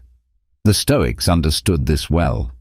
If you learn to free yourself from what you cannot control, you liberate yourself from unnecessary suffering. You don't need others to validate you or the world to bend to your wishes. Accepting that you are enough, just as you are, is a huge step. The next step is a bit radical, but effective. Start saying no. Sometimes the greatest gift you can give yourself is learning to reject what doesn't serve you. It's not about being selfish, it's about protecting your energy. When you let go of what drains you, you create space for what truly nourishes you. So, how do you live without all the emotional baggage? Start by identifying what drains you and let go of what you don't need. Don't feel obligated to carry the expectations or emotions of others. In the end, the only thing you need in your life is what helps you become your best version. The rest is just noise. If you want to find peace, stop searching for it outside yourself. Look inward and let go of everything that hinders your happiness. The path to emotional minimalism is not easy, but with each step you will feel lighter and freer. As Brian Tracy once said, you don't need anyone else in your life to be happy, just yourself. Have you ever thought about what it really means to be free? I'm not talking about the freedom to do whatever you please, like skydiving or eating pizza at 3 a.m., though that certainly sounds fun. I'm talking about the real kind of freedom, freedom that allows you to live life on your own terms, without the pressure of a boss, a lender, or a credit card controlling your every move. That's the kind of freedom that financial autonomy provides. And as you may know, true freedom is not free. Want to be independent? You have to earn money and stop spending more than you have. The problem is, we're not talking about a video game where you can restart every time you fail. In real life, taking control of your finances is more like learning to ride a bike. At first, you fall and scrape your knees, and you might wonder if it's really worth it. But if you persevere, eventually, you'll be able to go wherever you want without depending on anyone else. First, you have to understand that financial freedom doesn't just happen on its own. It's not a gift someone hands to you in a box. The truth is, everyone who has achieved financial independence has worked hard to free themselves from the chains of money. There are no shortcuts. It's not just about earning more, it's about managing what you already have. This is where Stoic philosophy comes in, accepting that life isn't always easy, but the key lies in how we respond to difficulties. The Stoics knew that the true source of freedom is controlling what we can control, and you, my friend, can control your finances. Start by making a realistic budget. I know it might sound boring, but think of your life like a game of chess and your budget as your strategy. Without it, you're just moving pieces without purpose. When you know exactly how much money is coming in and going out, you take the first step in making money work for you rather than the other way around. Get rid of debt as if it were a parasite. Debts can sneak into your life without you even noticing, and before you know it, they've become the worst kind of tenant, staying longer than they should. Do your best to eliminate them as quickly as possible. Invest in your future, because financial independence isn't achieved just by saving. You need to make your money work for you. This doesn't mean rushing into stocks without understanding them, but over time, you'll realize that if you do it right, your money can grow, just like a well-watered plant. Be mindful of your spending. There's nothing sadder than living on autopilot, spending money on unnecessary things. If you learn to say no to those impulsive purchases, you'll be taking significant steps toward financial autonomy. Remember, what you don't see, you won't spend. Being free doesn't mean having piles of money under your mattress. It means having control of your finances and not depending on anyone to keep you afloat. Most importantly, it means having the power to make decisions without worrying about the economic consequences. Financial independence is not something that is simply handed to you. It is a decision, a journey that requires careful, consistent effort. It is something you must gradually build, step by step, through dedication, sacrifice, and strict discipline. True freedom, in its purest sense, cannot be bought or traded. It is earned. This is a truth that I am here to share with you, my friend. Real freedom doesn't come from what you own, but from your ability to manage what you have. Your happiness is not determined by others, but by how you control and manage your own thoughts, actions, and emotions. It is quite fascinating how, almost without realizing it, we often give away the keys to our happiness to others. We do this with the hope that if someone else takes care of our emotional needs, life will become easier. We tend to think that if we have the right person by our side, everything else will fall into place. But what if I told you that your happiness has nothing to do with other people? In reality, you are the sole owner of your happiness. I know it may sound strange, but keep reading and you will begin to understand. The truth is that no matter how hard we try, we cannot control the emotions of others, and we certainly cannot place the responsibility for our happiness in their hands. Think about it. What happens if the person you expect to make you happy decides not to fulfill that role? Or worse, what if you become someone who constantly seeks approval from others to feel good about yourself? That kind of happiness, based on external validation, is unstable and unreliable. It is like trying to build a house on sand. No matter how many times you decorate the exterior, the foundation remains weak and unsteady if it is not grounded in self-control and personal understanding. Acknowledging that happiness is within your own hands is empowering, but it is important to recognize that achieving this internal peace is not easy. It requires deep and consistent effort to stop placing the responsibility for your well-being in the hands of others. The first step is understanding this truth. You must learn to be content with yourself without depending on external sources. While you may not have control over the things that happen around you, you do have control over how you respond to them. It's not about avoiding life's challenges, but about learning to navigate through them with the serenity that comes from knowing that everything is temporary, and you, at your core, will remain strong and resolute. So, the next time you feel trapped by the opinions or actions of others, remember this. You are the only person who has the power to decide how to live your life. Happiness does not come from outside sources. It is something that is cultivated from within. Once you learn to be happy on your own, you will not need anyone else to feel complete. After all, if you don't learn to be happy by yourself, who will do it for you?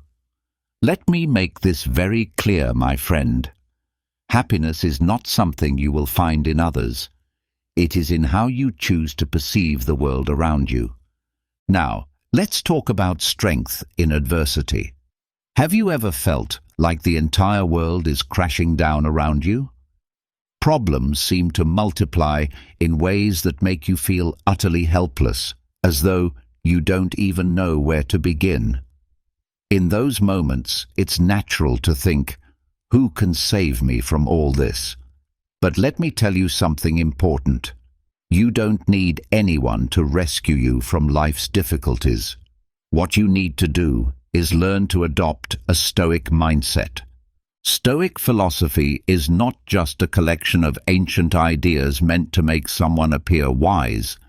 It is a powerful emotional survival guide that teaches you how to stand firm during life's toughest moments.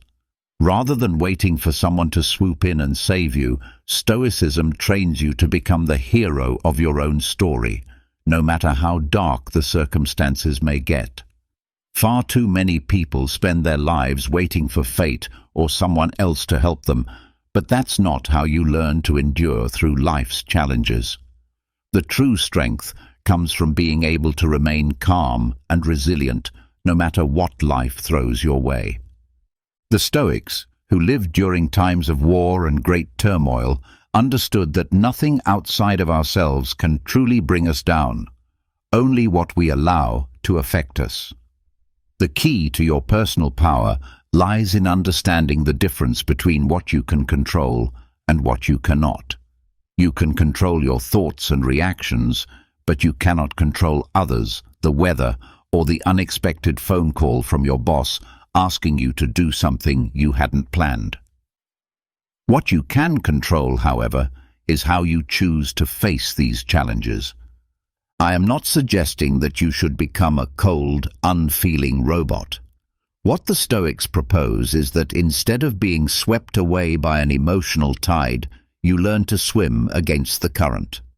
It's like falling into a mud puddle. Rather than complaining and becoming upset, you simply stand up, knowing that the mud is temporary and that you have the strength to rise above it. Stoic calm is not the absence of emotion, but the ability to prevent your emotions from controlling you. One Stoic technique to help you do this is called negative visualization. This might sound a bit strange, but it's actually quite simple. The idea is to imagine the worst possible scenario that could happen in a situation that is causing you anxiety.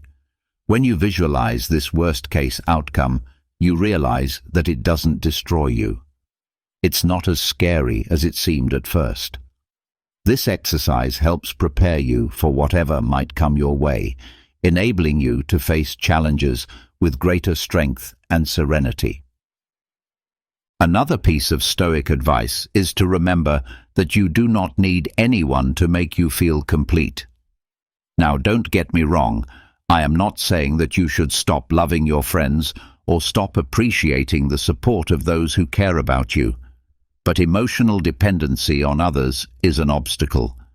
When you learn to manage your own emotional life and find peace within yourself, you come to realize that you don't need anyone else to be your anchor.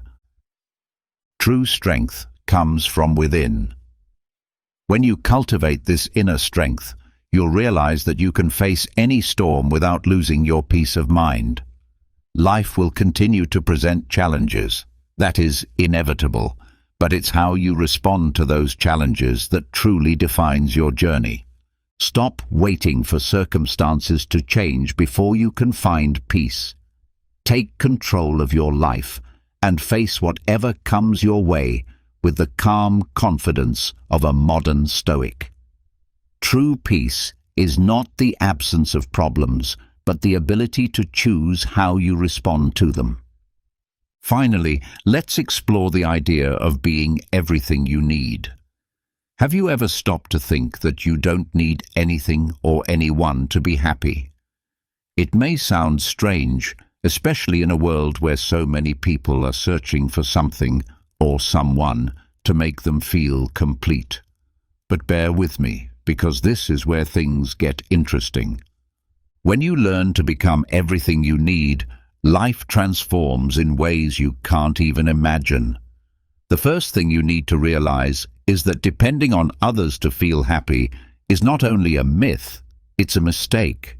Of course, it's wonderful to be surrounded by people who care about you, but if your happiness relies entirely on others, you will never fully control your own life. It's like relying on someone else to recharge your emotional batteries. But what if you could be your own charger? What if you could find that power within yourself? This is where self-awareness comes into play. Getting to know yourself is not a quick process.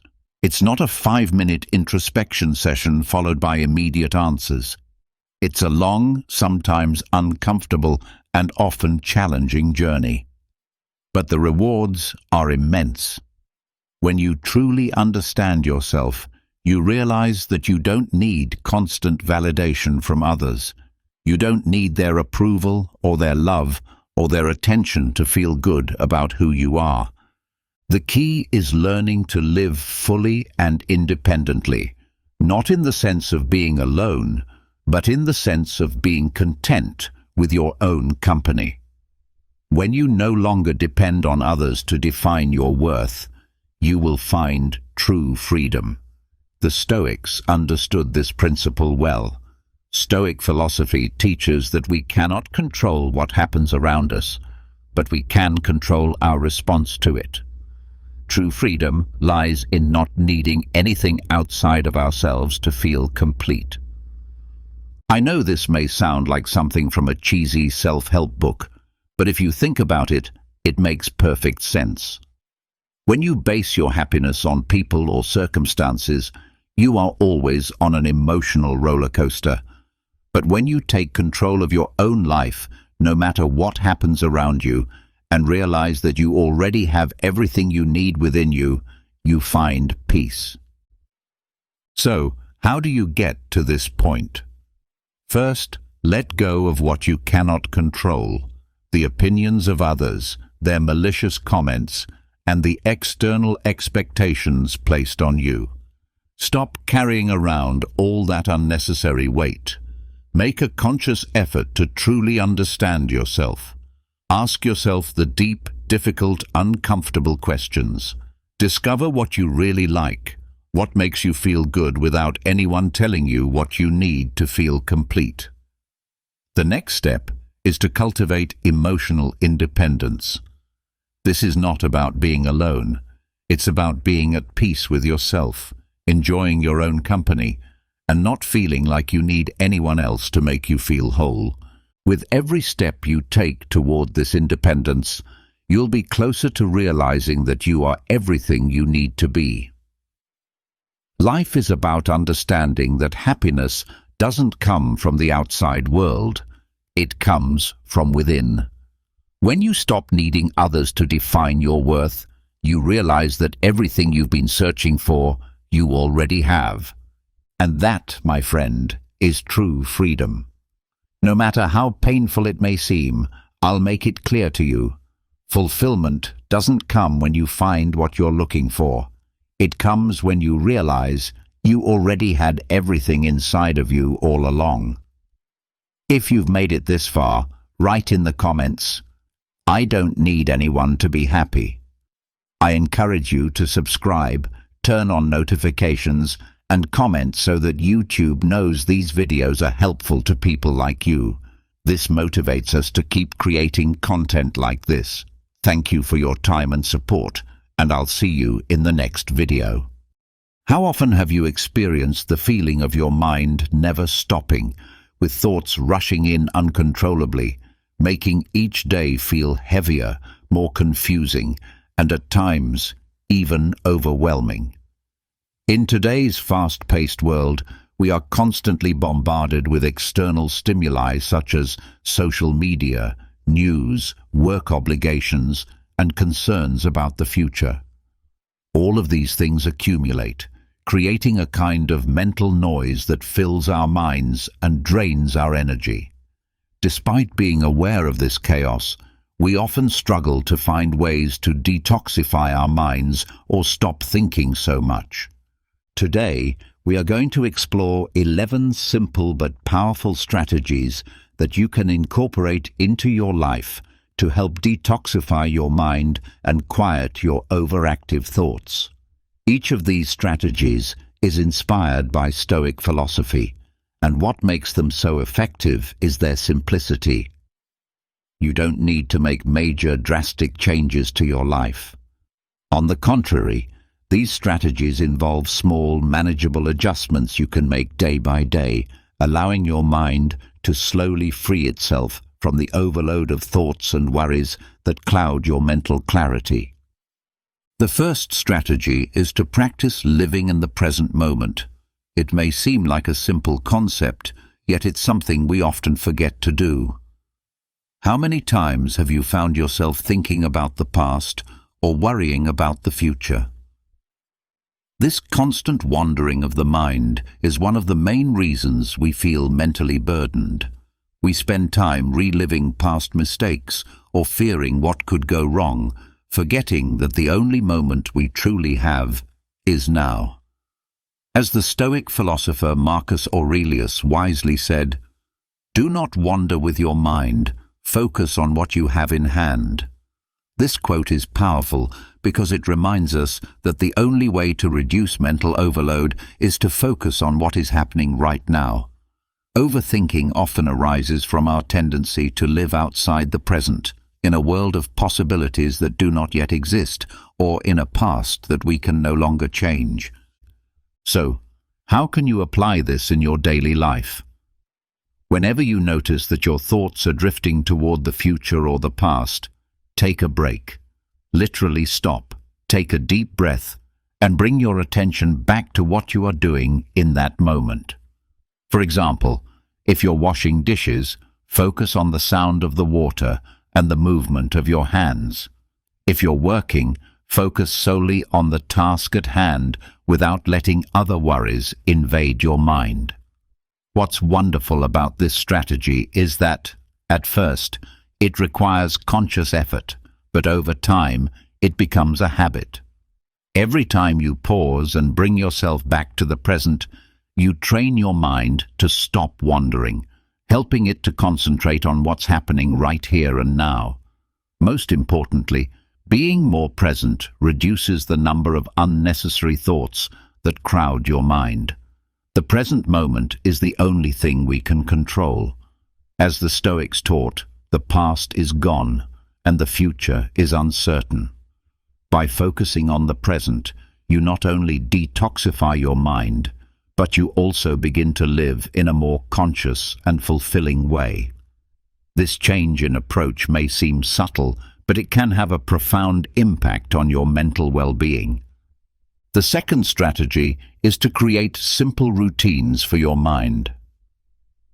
Have you ever noticed how easy it is for your thoughts to spiral out of control when you lack structure?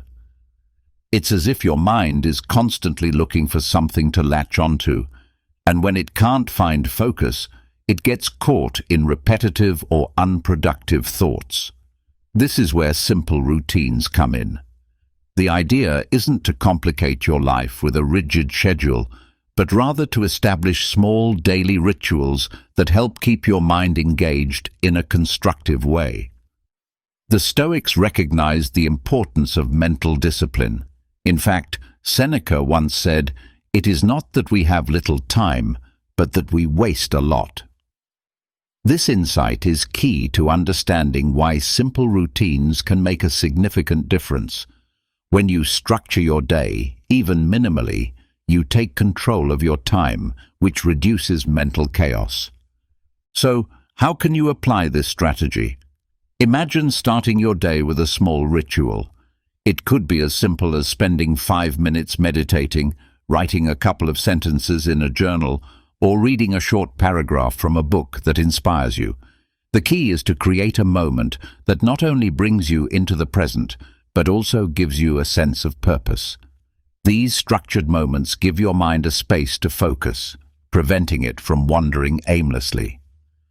If you ever feel overwhelmed by the tasks at hand, a Stoic technique is to break them down into smaller, more manageable parts.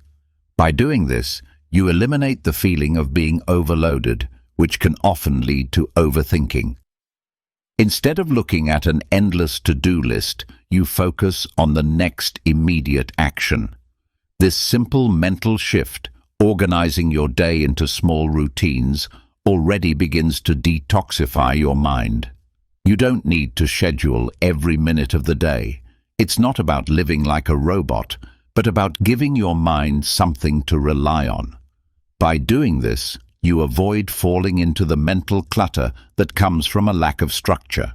You could start and end your day with these little routines, or even incorporate them during breaks, such as taking a moment to breathe deeply or reflecting on something positive. Creating simple routines helps keep your mind focused and provides you with a sense of control. With these small moments planned throughout your day, your mind won't jump from thought to thought. Instead, it will have an anchor to hold on to, reducing unnecessary mental chatter. The third strategy is to limit the consumption of unnecessary information. This is especially relevant in today's world, where we are constantly surrounded by news, social media, and notifications. While this may seem harmless, it can be poisonous to our minds. Every time we consume information that doesn't add value, we are filling our brains with more noise, which only increases our mental load. The Stoics were very aware of the importance of being selective about where they directed their attention. Epictetus, for example, wisely said, "Make sure you are not dedicated to unimportant things." And how often do we dedicate our time to unimportant things? We are constantly scrolling through social media, watching sensational news, or engaging in pointless conversations. Each of these moments adds another drop to the glass of mental overload. The worst part is that we don't even realize how much it affects us.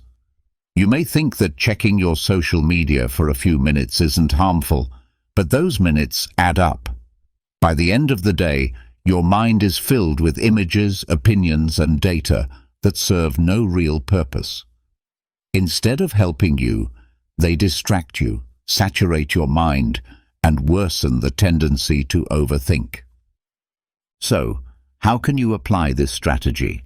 The first step is to be mindful of what you consume. Before opening any social media app or checking the news, ask yourself, is this going to add something meaningful to my life, or is it just a distraction?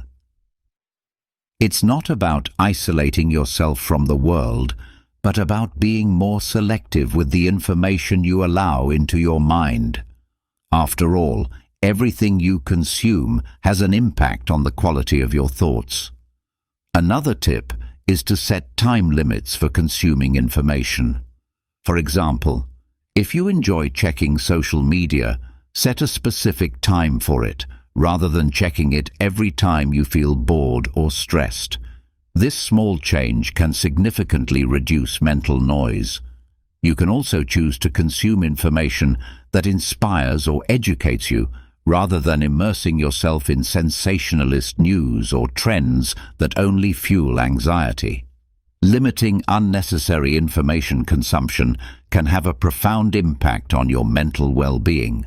By reducing the external noise, you also reduce the internal noise, giving you more control over your thoughts and making you feel less overwhelmed by everything happening around you. The fourth strategy is to practice daily gratitude. While it may seem like a simple practice, daily gratitude has incredible power. Perhaps you've heard of this before, but few people actually make it a habit. Practice daily gratitude. You may have heard about the benefits of gratitude before, but it's something few people actually practice consistently. Gratitude is a tool that the Stoics valued highly because it shifts your focus from what you lack to what you already have. When we feel overwhelmed by our thoughts, a large part of that mental noise comes from the dissatisfaction we feel due to the constant desire for more. It's that feeling that things are never enough. Seneca once said, "He who receives a benefit with gratitude pays the first installment of his debt." This phrase is important because it reminds us that gratitude isn't just a feeling, it's an action. It's a way of giving back to life for what it has given us. The surprising thing is that when you practice gratitude, your mind feels much lighter. Gratitude helps detoxify your mind and stop overthinking. It works simply by focusing on what you already have, on what's already good in your life. This practice eliminates the mental space typically occupied by worry and repetitive thoughts about what you are missing. It's like giving your mind a break from negativity. By training yourself to notice the good things, even on the toughest days, you'll start to see your mind shift from a space filled with stress to one filled with appreciation.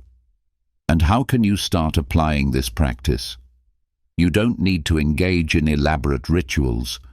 Just take a moment at the end of every day to reflect on 3 things you are grateful for. It could be as simple as enjoying a meal, having a meaningful conversation, or something more profound like your health or the presence of a loved one. The key is to not just think about it, but to truly feel the gratitude. This creates a mental shift, almost like a reset, which reduces anxiety and stress. Gratitude trains your mind to see the positive side, so it doesn't get bogged down by problems or negative thoughts that trap you. Over time, this becomes a habit. As you practice gratitude consistently, you begin to notice more good things around you. Instead of being overwhelmed with worries, your mind fills with appreciation and calm. It's amazing how something as simple as being thankful for what you have can have such a profound impact on your mental well-being. Sometimes we overthink because we feel dissatisfied. Our minds are always looking for more. But when gratitude enters the picture, that constant search calms down and you begin to feel an internal peace that leads to greater serenity. Next, let's talk about a deeper strategy: negative visualization. It may sound contradictory at first. Why would thinking about negative things help you stop overthinking? However, this is a powerful Stoic technique that can help detoxify your mind. The Stoics believed that reflecting on possible difficulties and losses was not an exercise in pessimism, but rather a way to mentally prepare for what life may bring. Marcus Aurelius expressed it well: prepare for anything like a soldier for battle. This idea is a reminder that when we mentally confront the worst-case scenarios, we are no longer overwhelmed or anxious about what might come. How can this help reduce excessive thoughts? Many times, our minds get overloaded with worries about what could go wrong. We ask ourselves, what if I lose this? What if things don't turn out the way I hope? This uncertainty fills us with anxiety. But what the Stoics teach us with negative visualization is that if we consciously think about these scenarios and prepare for them in our minds, we remove their power to affect us. For example, if you're worried about losing your job or that an important relationship might end, instead of avoiding those thoughts, sit with them for a moment. Visualize what would happen if those fears came true. How would you react? How would you move forward? When you think through those situations in your mind, you realize that although they wouldn't be ideal, you could handle them. Once you mentally prepare for the worst, your worry begins to lose its strength. You're not trying to avoid or deny the negative scenario. You're simply acknowledging that you have the strength to overcome it, and that realization calms you. The interesting thing about this technique is that although it seems negative, it actually gives you a great deal of power. You come to understand that no matter what happens, you can deal with it. And once you stop fearing the future, you stop overthinking it. Negative visualization also helps you appreciate what you have. For example, imagining the loss of something important, like your health or a loved one, makes you value those things more. If you find yourself stuck in a cycle of worrying about what could go wrong, try this technique. Take time to visualize those negative scenarios, not as a way to attract them, but as a way to disarm their power over you. Once you've faced those thoughts in your mind, you'll see how the weight begins to lift. Instead of your mind being filled with worries, you'll feel a sense of tranquility. Another strategy is to develop a service mindset. This approach is more outward-focused, but it has a direct impact on your mental state. Sometimes we think so much about our own problems, goals, and worries that we forget to look outside ourselves and consider the needs of others. Interestingly, when we shift our focus to how we can help others, the mental noise that usually tortures us tends to fade away. The Stoics believed deeply in living for the common good. Marcus Aurelius said, "Live in harmony with yourself. Live in harmony with the universe." Part of living in harmony is recognizing that we're not alone in this world, and our actions affect others. By contributing positively to the lives of others, we also find peace within ourselves. So how does this work in practice? On those days when your thoughts overwhelm you or you feel trapped in your own problems, take a step back and ask yourself, how can I help someone today? This simple shift in focus acts like a form of mental liberation. When you think about the well-being of others, you stop obsessing over your own worries and you begin to put things into perspective. Often, you'll realize that many of your worries are relatively minor. It's not necessarily about big gestures. Even simple acts, helping a friend with advice, doing a favor for a colleague, or contributing time to a cause you care about, can make a difference. When you develop a service mindset, you train your mind to focus on the positive impact you can have on the world, rather than getting stuck in the cycle of thoughts about your own problems. An important effect of helping others is that it gives your life deeper meaning. Sometimes, overthinking stems from a feeling of emptiness or dissatisfaction, but when you realize you can make a difference in someone's life, you feel more connected, more valuable, and that has a direct impact on your mental peace. The next time you feel overwhelmed by your thoughts, try taking a step outside yourself and asking how you can contribute to the lives of others, even in small ways. You'll notice that your mind begins to clear, and the cycle of worries will fade away, replaced by a sense of peace and purpose. Finally, let's discuss the power of learning to say no. This is one of the most liberating strategies for mental detoxification. The word no has incredible power when it comes to reducing stress and mental overload. Often our minds become overwhelmed because we commit to too many things. We feel obligated to say yes to everything: extra work, favors for others, various commitments, and before we know it, we're trapped in a spiral of obligations that doesn't even leave us a chance to breathe. Seneca once said, "It's crazy to live in a way that's demanding of others and negligent with yourself." In other words, if you don't set boundaries, you lose yourself to external demands, and in the end, it's your mind that pays the price for saying yes to everything.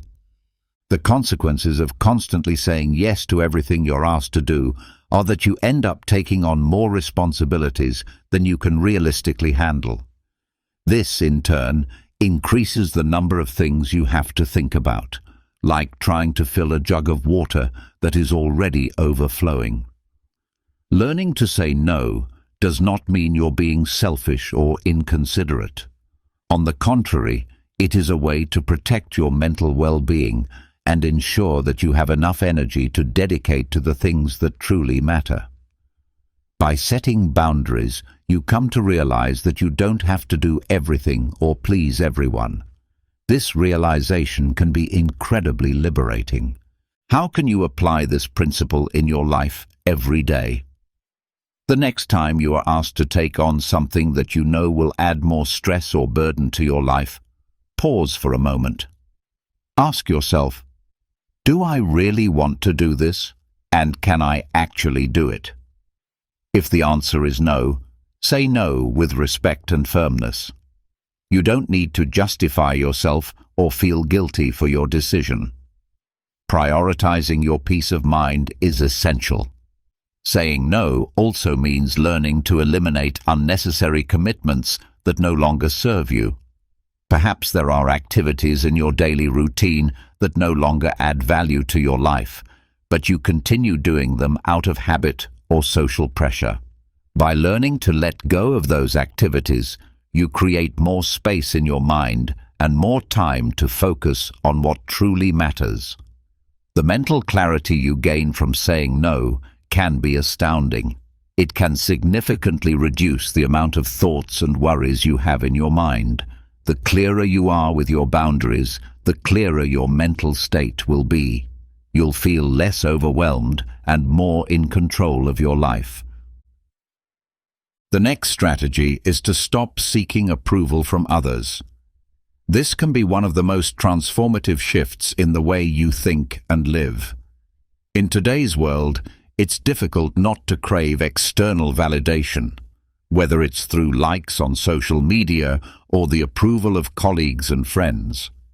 However, one of the greatest sources of mental noise comes from constantly seeking to be accepted or to please others.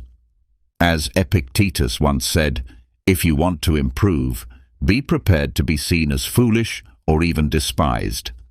This means that in your pursuit of a calmer mind and a more balanced life, you must let go of the need to fit in or be approved of by everyone. This not only frees you mentally, but also gives you the opportunity to truly be yourself, without the pressure of living up to others' expectations. The need for approval creates a storm in your mind. You constantly worry about what others think of you. Will they like what you say or how you behave? Will they think you're good enough? These kinds of thoughts quietly poison your peace of mind, little by little. The truth is, no matter how hard you try to please others, you will never be able to do it completely. There will always be someone who doesn't agree with you, doesn't understand you, or simply has a different opinion.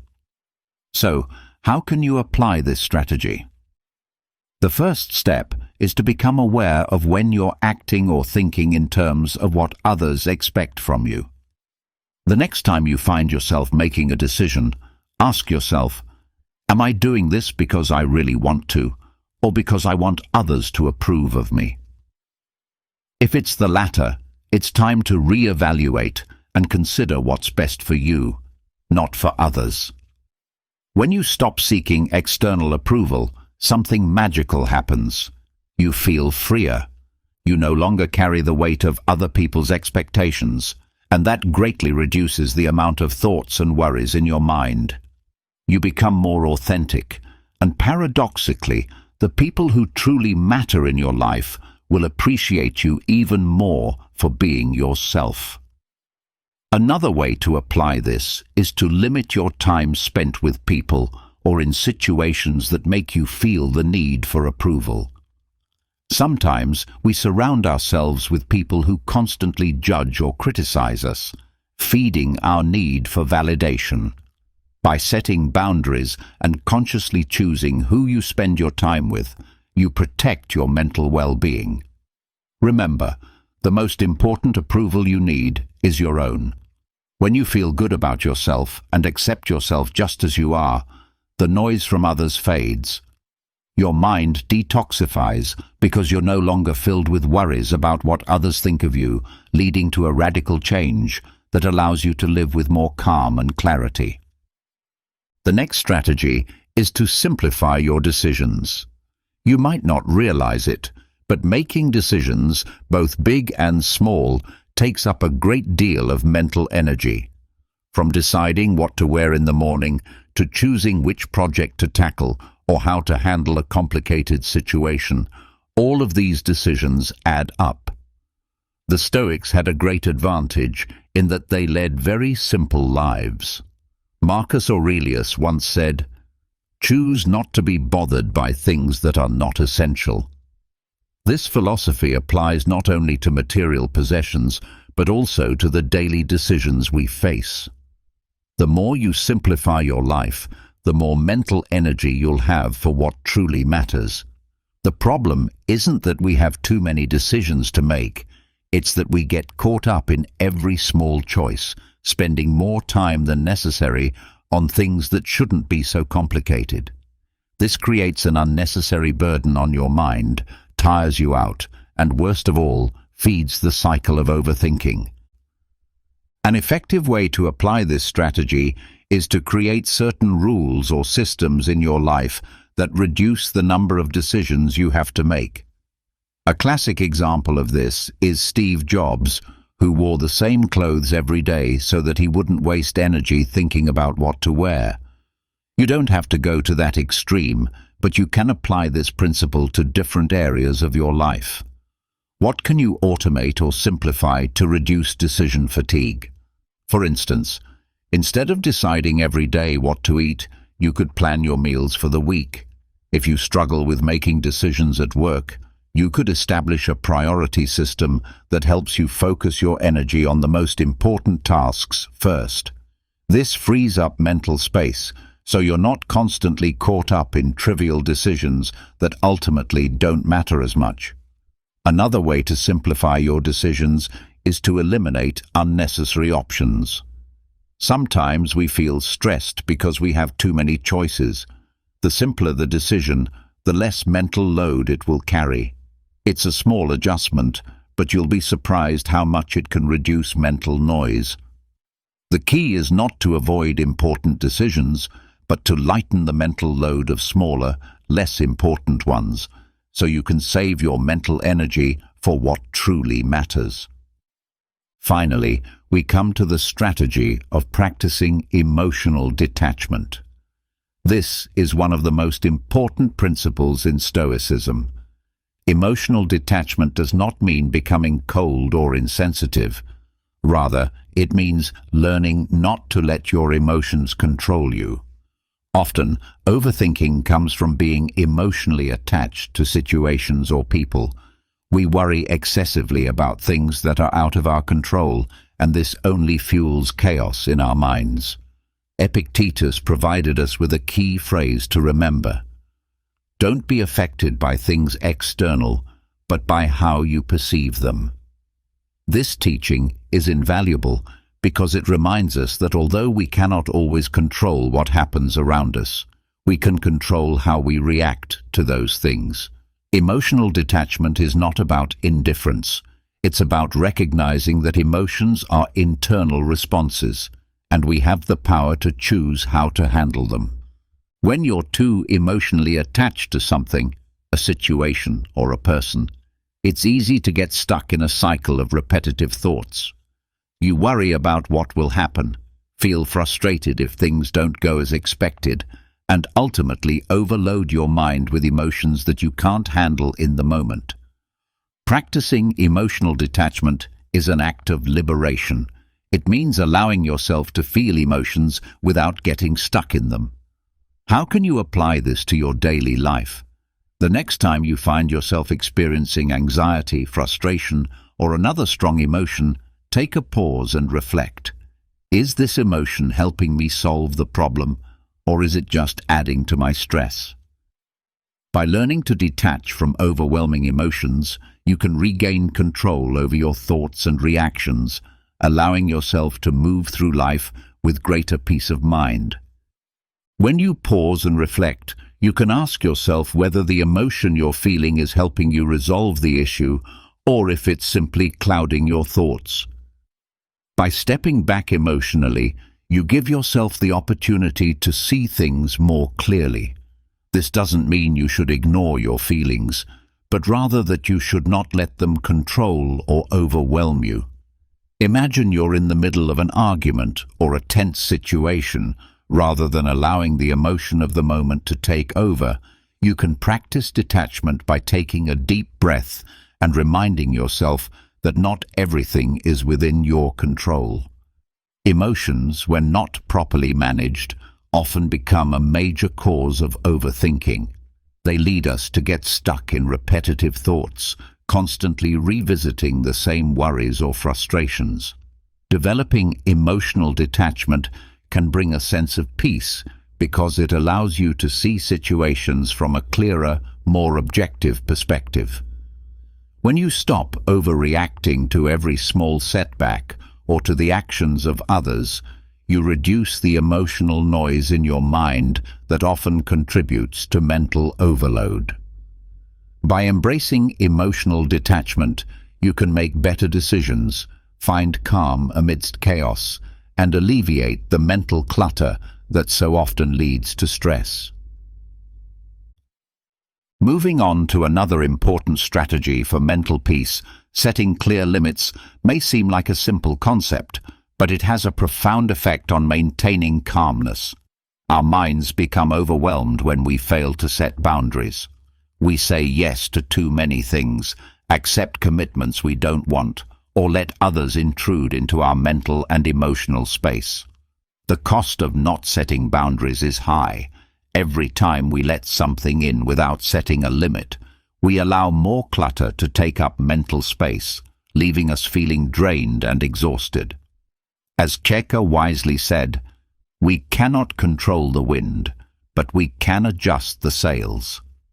This means that while we cannot control how others treat us or the demands they place on us, we do have control over how we respond and what we allow into our lives. When we establish boundaries, we protect ourselves physically and mentally. Knowing where your limits are gives you a sense of inner peace as you begin to feel in control of what enters your life and what doesn't. To apply this strategy, it's helpful to start by setting limits on your time and personal space. You don't have to be available to everyone all the time. There are moments when you need space to recharge or to simply be by yourself without feeling guilty.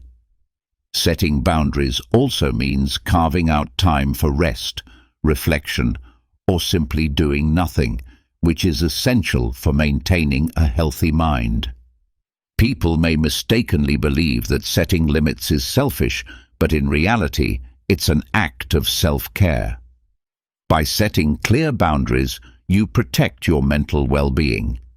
Every time you say yes to something you don't want to do, you load your mind with additional thoughts and responsibilities.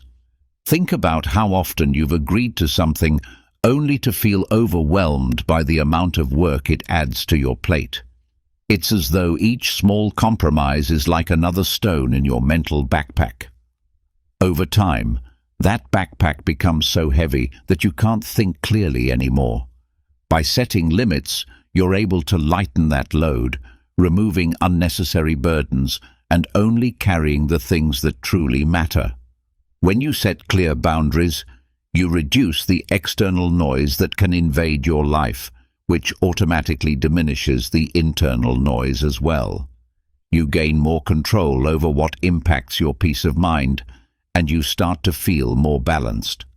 How can we overcome insecurity using the wisdom of Stoic philosophy?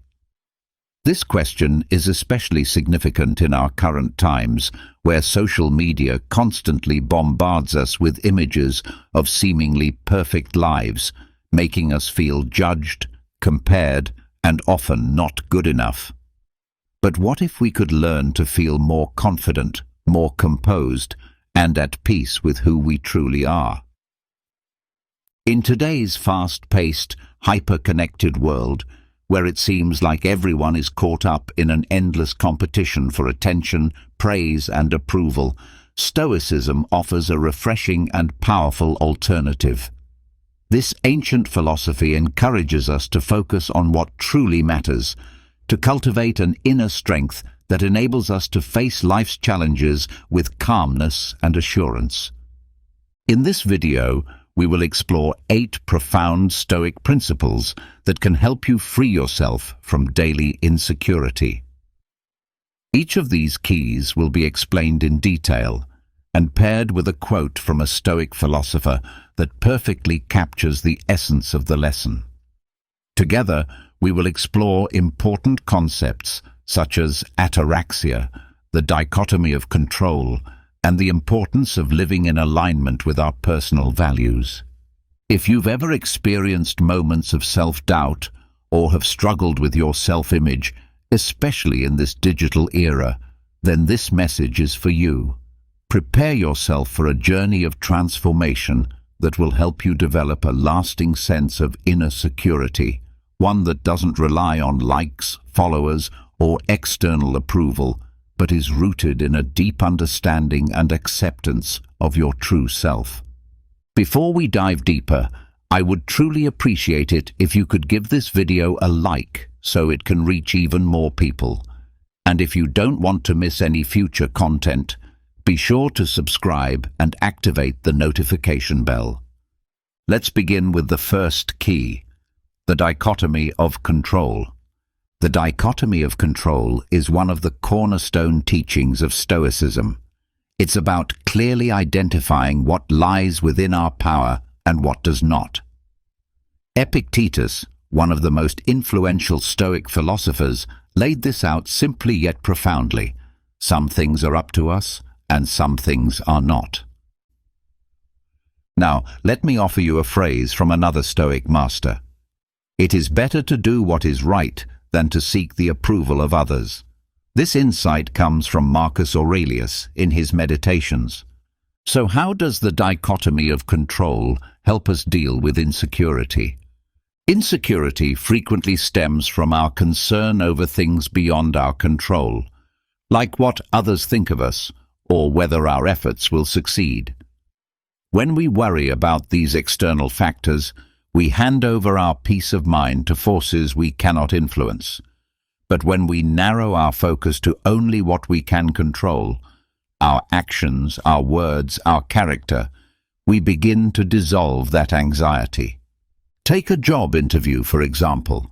Rather than stressing over whether you'll be hired, which is ultimately not in your hands, focus on how you present yourself, how honestly and confidently you speak, and how well you communicate your qualifications. These are the elements you can influence. Moreover, embracing this principle allows you to accept the outcome, whatever it may be, with grace.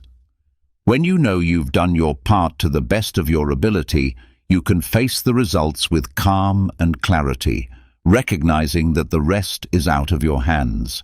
Life is unpredictable, and learning to accept that truth brings a powerful kind of freedom. This mindset builds a deep, enduring sense of inner stability that doesn't shake every time the external world shifts. So next time you catch yourself feeling insecure, pause and ask, is this within my control? If it's not, let it go. Instead, pour your energy into what you can affect. With time and consistency, this habit becomes second nature, gradually quieting your insecurity and making room for peace and confidence to grow. Now let's move to the second key, ataraxia.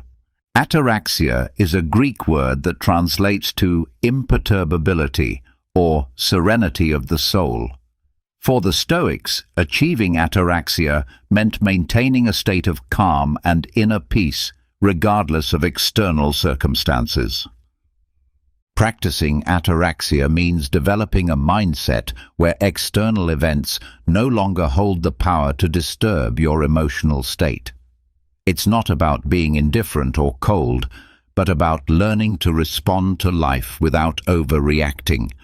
It's about finding peace not in the absence of chaos, but in the presence of self-mastery. Seneca, the Roman Stoic philosopher, described this in a memorable way. We feel offended by even the smallest injury, but a truly wise person does not even flinch at a major wound, because he is always prepared with unwavering firmness. These words come from his letters to Lucilius, and here's another powerful phrase, this one from Marcus Aurelius. The mind free from passions is a citadel. A person has no fortress more secure to retreat into and remain unshaken forever. This quote from his Meditations captures the Stoic vision of emotional strength and resilience. So how does ataraxia help you overcome insecurity? Insecurity often arises when we are swept away by our emotions or when we allow external events like negative comments, rejection, or criticism to shake our self-worth. For instance, a single negative comment on social media might ruin your day, leading you to question your value or abilities. But when you cultivate ataraxia, you create a stable inner core that is no longer at the mercy of other people's opinions or the unpredictable nature of life. You begin to respond rather than react. You begin to observe your emotions without letting them control your decisions or damage your confidence. Ataraxia doesn't mean becoming numb, it means becoming grounded. It's the ability to remain composed in both praise and criticism, in success and failure. And from this calm, clarity emerges. You start to realize that your value is not dictated by outside forces, but by your actions, your values, and your inner harmony. By developing this tranquil state of mind, you empower yourself to move through the world with quiet strength and unshakable confidence.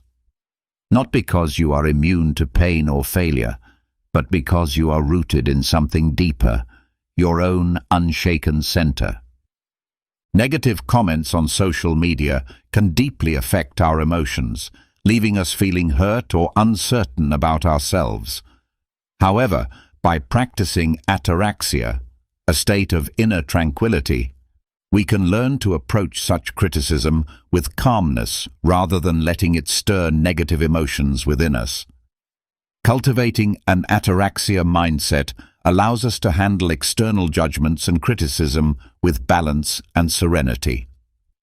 Instead of reacting impulsively or feeling wounded, we learn to assess situations with objectivity and respond in a thoughtful and composed manner. This way of approaching criticism helps to ease anxiety and reduce feelings of insecurity, enabling us to preserve our peace of mind and self-confidence even in the face of difficult or discouraging circumstances. To build this inner calm, you can start with some practical exercises. Begin with daily meditation.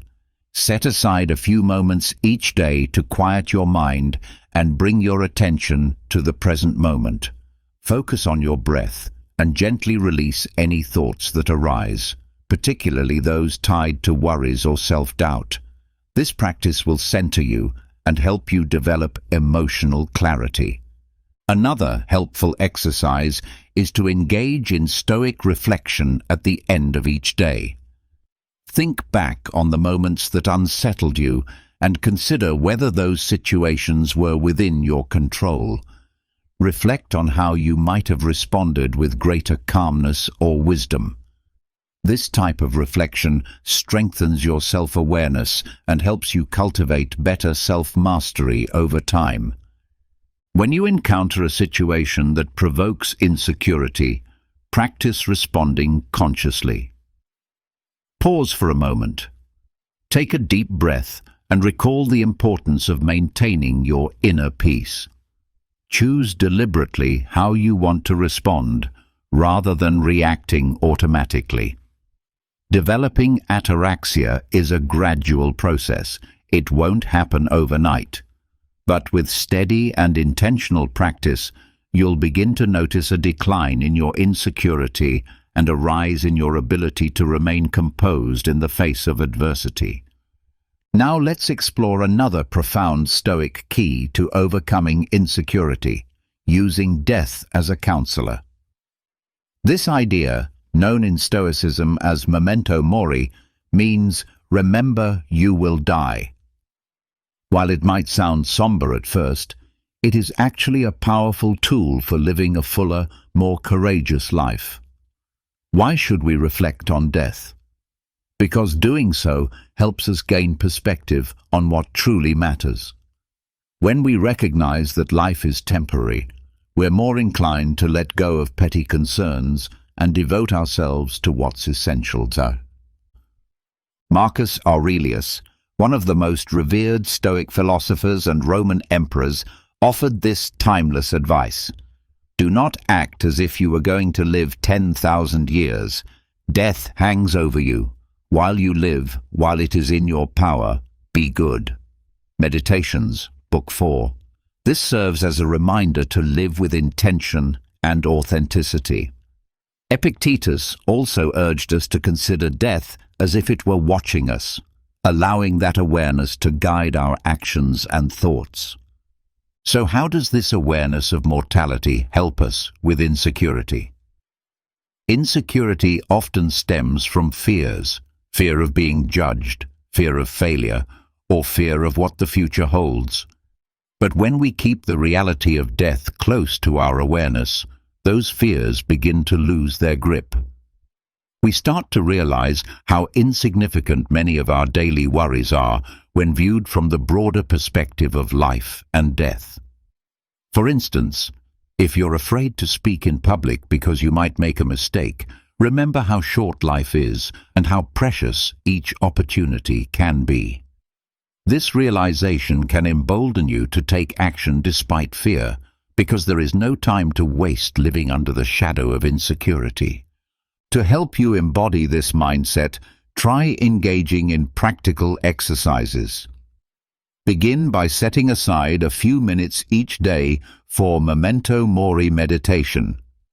Contemplate your own mortality, not in a morbid way, but with the intention of clarifying your values.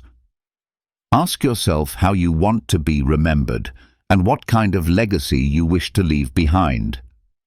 This reflection will sharpen your focus on what really matters and inspire you to act with purpose.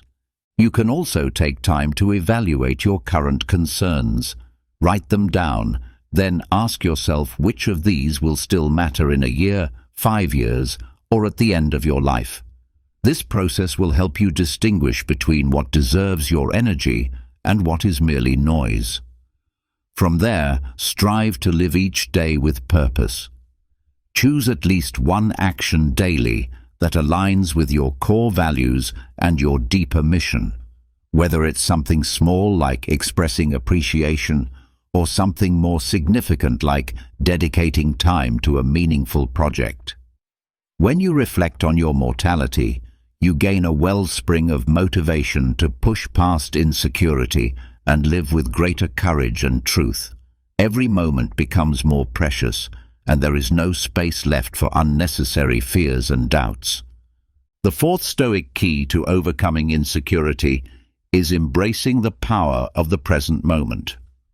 The Stoics taught that much of our anxiety and insecurity stem from dwelling on the past or fearing the future. Marcus Aurelius advised that we carry out each action in life as if it were our last, a teaching found in Meditations, Book 2.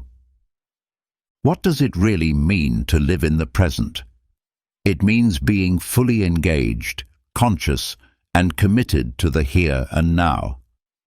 Rather than wasting mental energy ruminating on what has already happened or imagining what might go wrong, we bring our full presence to what is unfolding right in front of us. This principle aligns with modern mindfulness practices that encourage grounding ourselves in the moment to reduce stress and cultivate peace. Happiness lies in the ability to enjoy the present moment without becoming overwhelmed by anxiety about what may come. In his letters to Lucilius, Seneca emphasized the importance of focusing on the now rather than being consumed by thoughts of the uncertain future. Insecurity often takes root in our minds when we dwell on the unknown. Questions like, "What if I fail?" or "What will people think of me?" These thoughts rob us of our peace and plant seeds of self-doubt. But when we learn to center ourselves in the present, those worries begin to lose their power. Our attention shifts to what we can actually influence in the here and now. This focus not only calms our minds, but also enhances our ability to act with confidence and clarity. Take, for instance, an important presentation. Instead of losing yourself in worries about the final outcome or how others will perceive you, you can choose to concentrate on giving your best effort every moment. This shift in focus doesn't just improve your performance, it also significantly reduces stress and anxiety. To help cultivate this mindset, start by practicing mindfulness every day. This could be through meditation or simply by bringing full awareness to your everyday actions, whether you're eating, walking, or washing your hands. The key is to be completely present in the moment. Another useful practice is learning to interrupt your thoughts. When you catch yourself dwelling on the past or worrying about the future, make a conscious decision to redirect your focus back to the present. Ask yourself, what can I do right now? Lastly, find simple ways to ground yourself throughout the day. Set gentle reminders, a sound, an alarm, or even a routine like taking deep breaths, to pause and reconnect with the present moment. By living this way, you diminish the grip of fear and anxiety, which are often the roots of insecurity. You become more mindful of your actions and choices, which in turn allows you to move through life with greater peace and self-assurance.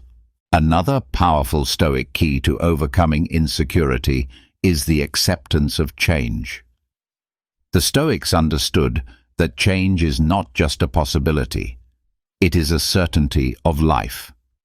Resisting it only brings suffering.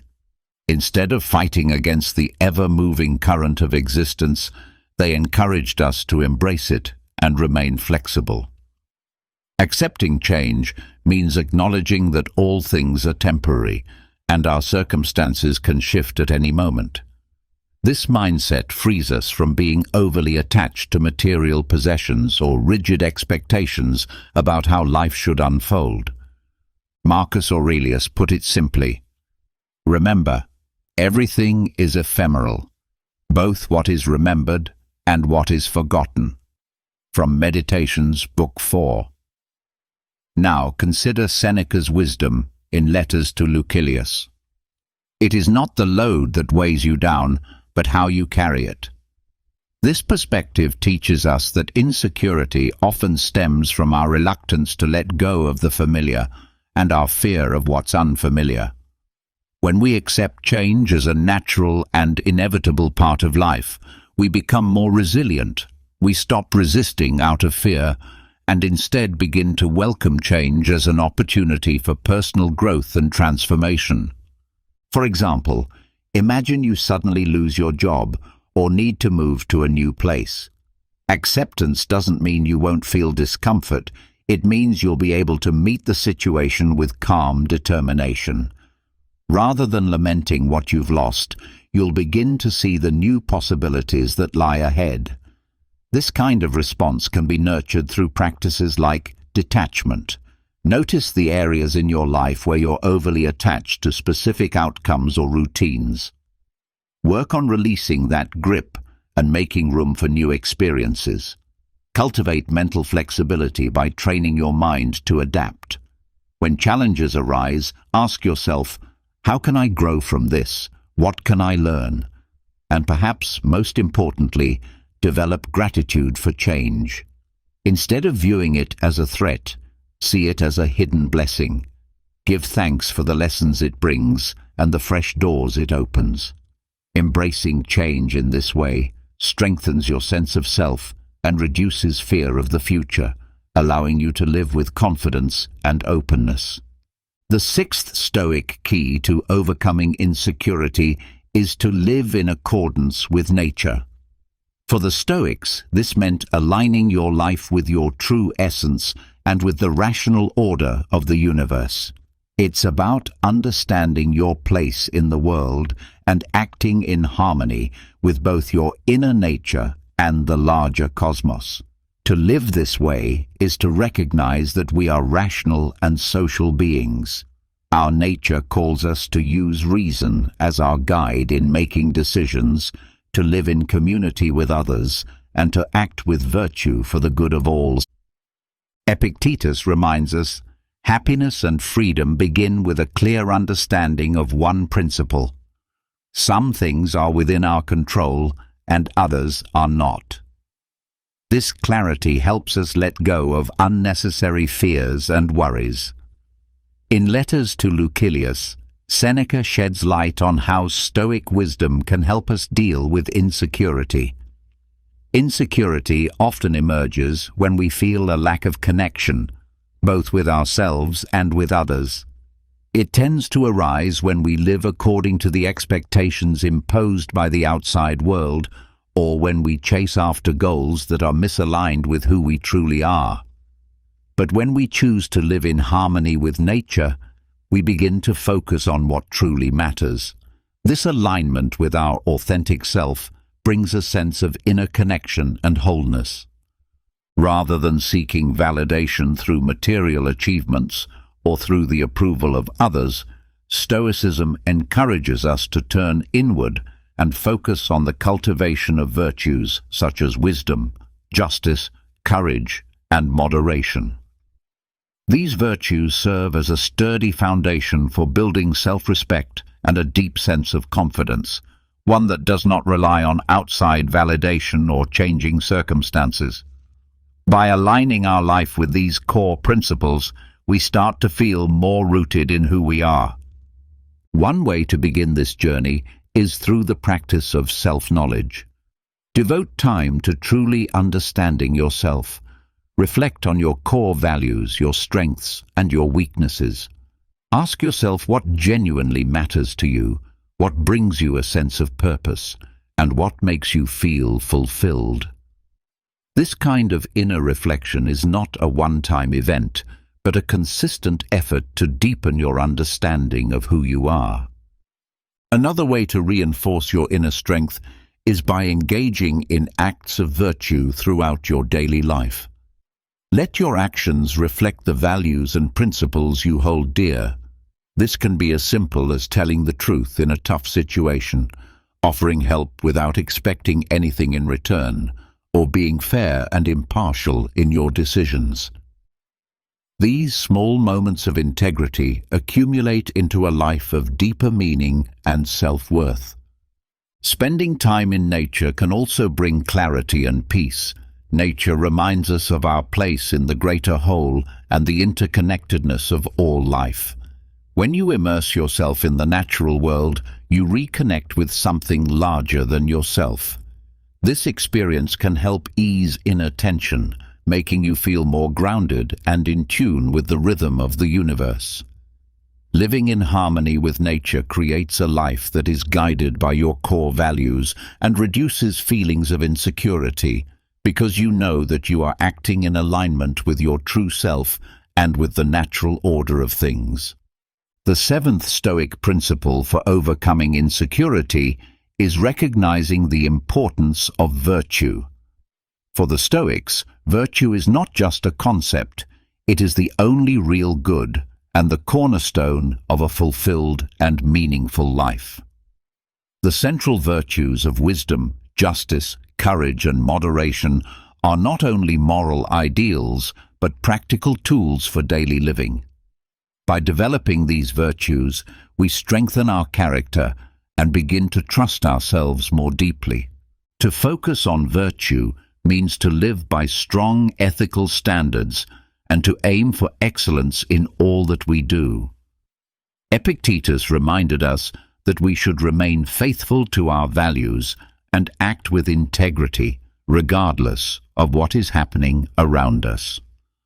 Virtue, as the Stoics saw it, is the expression of a will that is in harmony with nature. It is a deliberate and conscious choice to do what is right. Seneca wrote, "Only a life lived in virtue can be a calm and happy life." This wisdom highlights how focusing on virtue can ease our insecurity. Much of our inner doubt stems from uncertainty about our abilities or our worth. But when we root ourselves in virtue, we build a solid base of self-respect and quiet confidence. We begin to realize that no matter what circumstances we face, we are acting rightly and honestly. Take, for example, a difficult situation that requires a tough decision. When we focus on virtue, we're better able to choose what is morally right over what is merely convenient. Acting with justice and courage reinforces our self-esteem and gives us more faith in our ability to navigate challenges with clarity and strength. To deepen this commitment to virtue, begin by identifying your core values and the virtues you want to develop.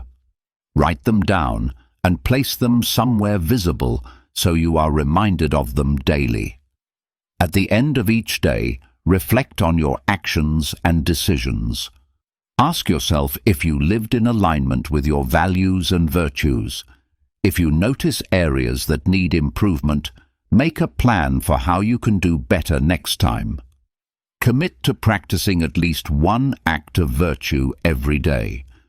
This could be something like helping someone in need to cultivate justice, facing a fear to develop courage, learning something new to embody wisdom, or resisting an impulse to practice moderation. When you focus on virtue, you begin to build an identity rooted in principles that are strong and unwavering. This sense of integrity naturally reduces feelings of insecurity and boosts your confidence. You begin to feel more in control of your life and more certain about the choices you make because you know they align with what is good and right. The eighth Stoic key to letting go of insecurity is embracing self-control. Self-control is the ability to regulate our emotions, impulses, and desires so we can act deliberately and wisely. The Stoics believed that cultivating self-control was essential to achieving inner peace and living virtuously. What does it mean to develop self-control? It means becoming more aware of how we respond emotionally and behaviorally, and then making conscious choices about how to act. This doesn't come naturally. It requires consistent practice and ongoing self-awareness. Seneca advised us to discard the part that disappoints you and focus instead on what you can control. This practice can be especially helpful in moments of insecurity. For example, if you find yourself feeling jealous or envious of someone else, self-control gives you the ability to recognize those emotions without letting them take over. Instead of acting out of envy, you can choose to respond with gratitude and appreciation for what you already have. To begin developing self-control, spend time each day observing your own emotional reactions and behaviors. Ask yourself what triggered those feelings and consider how you could have responded differently. Identify areas in your life where you'd like to have more control, perhaps in your eating habits, spending, exercise, or emotional responses, and set clear goals to build healthier habits in those areas. Incorporating mindfulness can also support the growth of self-control. When you train your mind to be more present in the moment, you become less vulnerable to distractions and automatic reactions. As you strengthen your self-control, your confidence naturally grows. You begin to trust your ability to handle whatever life throws your way. Instead of being swept away by negative emotions, you gain the power to respond with calm, clarity, and purpose. This opens the door to a more peaceful and balanced life. We all desire to be attractive. But what if I told you that you could become deeply magnetic without even saying a single word? Yes, that's right. Let's explore how you can develop habits that make you socially appealing in complete silence. Not only that, but we're going to do it through the lens of Stoic philosophy. So, if you're ready to understand how to radiate calm, presence, and power, all while embracing true attractiveness, then stay with me. Stoicism is an ancient philosophy rooted in the idea of living in harmony with nature and fully accepting the things we cannot change. It's a path of inner strength, discipline, and wisdom, and these principles can be incredibly effective when it comes to attraction. Because let's be honest, being attractive isn't just about physical appearance. It's about how you behave, how you carry yourself, and how you feel within. Let's break this down into key habits you can cultivate to become quietly captivating. We'll be diving into ideas like confidence, serenity, presence, and more. Each of these habits will be deeply grounded in Stoic thought, and I'll share powerful quotes from famous philosophers that bring each idea to life. This way, you're not just learning how to become more attractive, you're also immersing yourself in a philosophy that has the potential to completely transform your life. So get ready, because we're about to embark on a journey that won't just elevate your presence in the eyes of others, but will also shape you into a wiser, more grounded human being. Before we dive deeper, I'd really appreciate it if you gave this video a like so it can reach more people. And if you don't want to miss any of my upcoming content, go ahead and subscribe and hit that notification bell.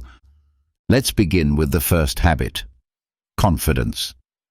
Confidence is one of the most attractive traits a person can have, and the beautiful part is, you don't need to speak a single word to express it.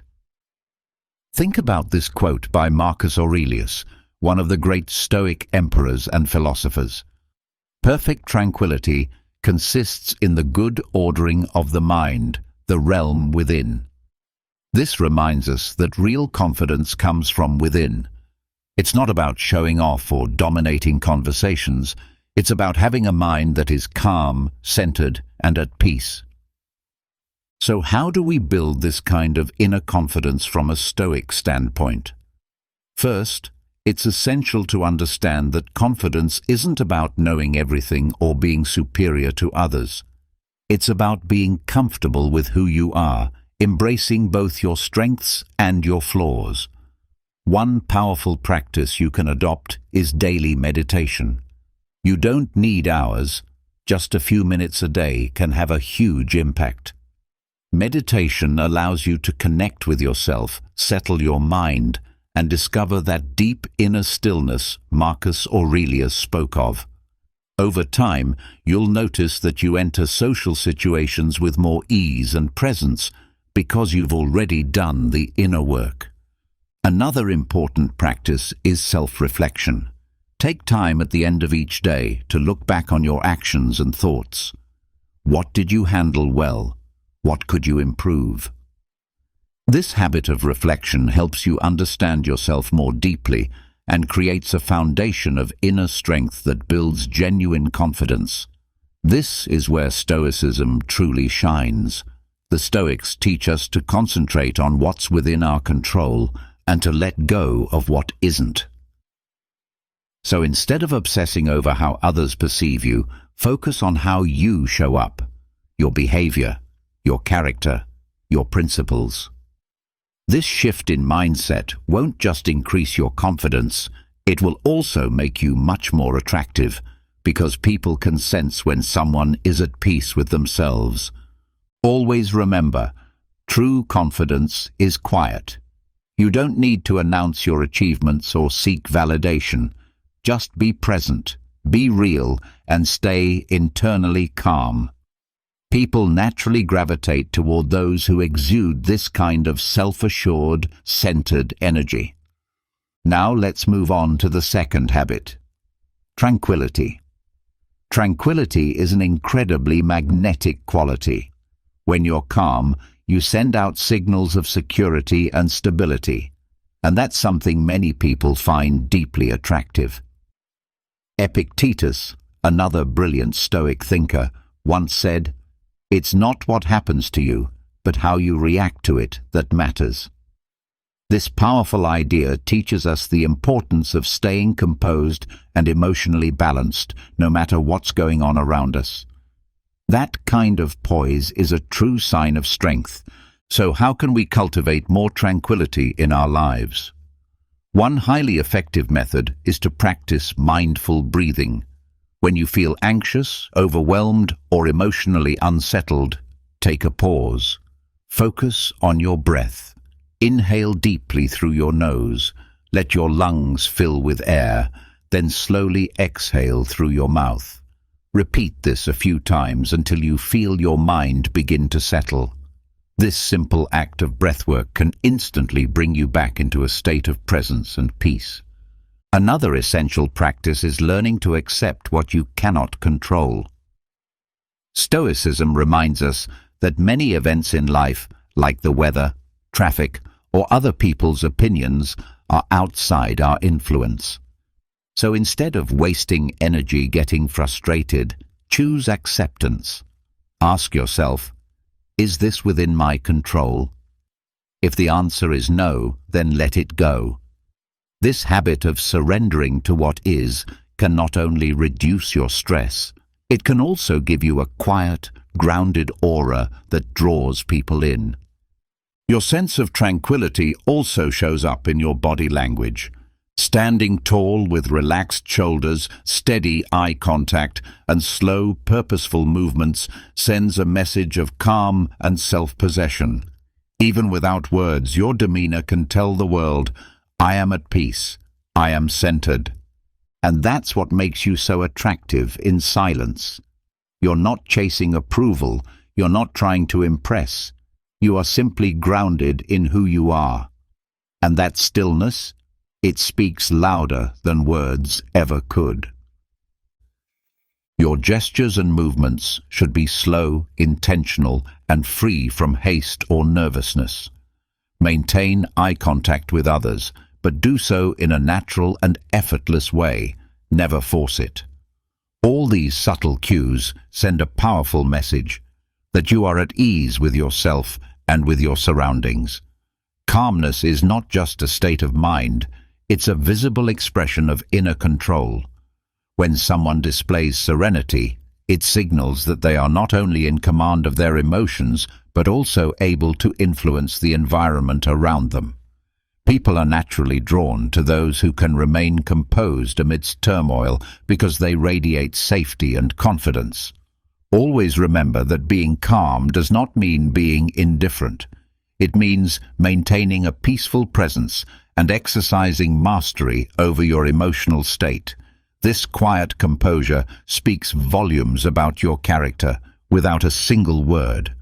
Let's now move to the third habit: presence.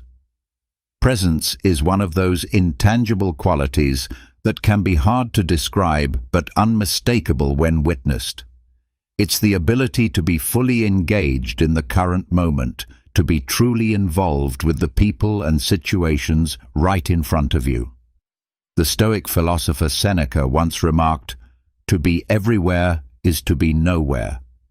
This profound statement highlights how dividing your focus among too many things ultimately means you're not giving your full attention to anything. Presence is the art of giving your undivided awareness to the here and now. To nurture this presence, begin by practicing active listening. When someone speaks to you, truly listen. Don't mentally rehearse your response or allow your eyes to wander toward your phone. Simply listen, and do it sincerely. This alone will make you appear more thoughtful and attentive, while also allowing for deeper human connection. Another essential aspect of presence is being consciously aware of your environment.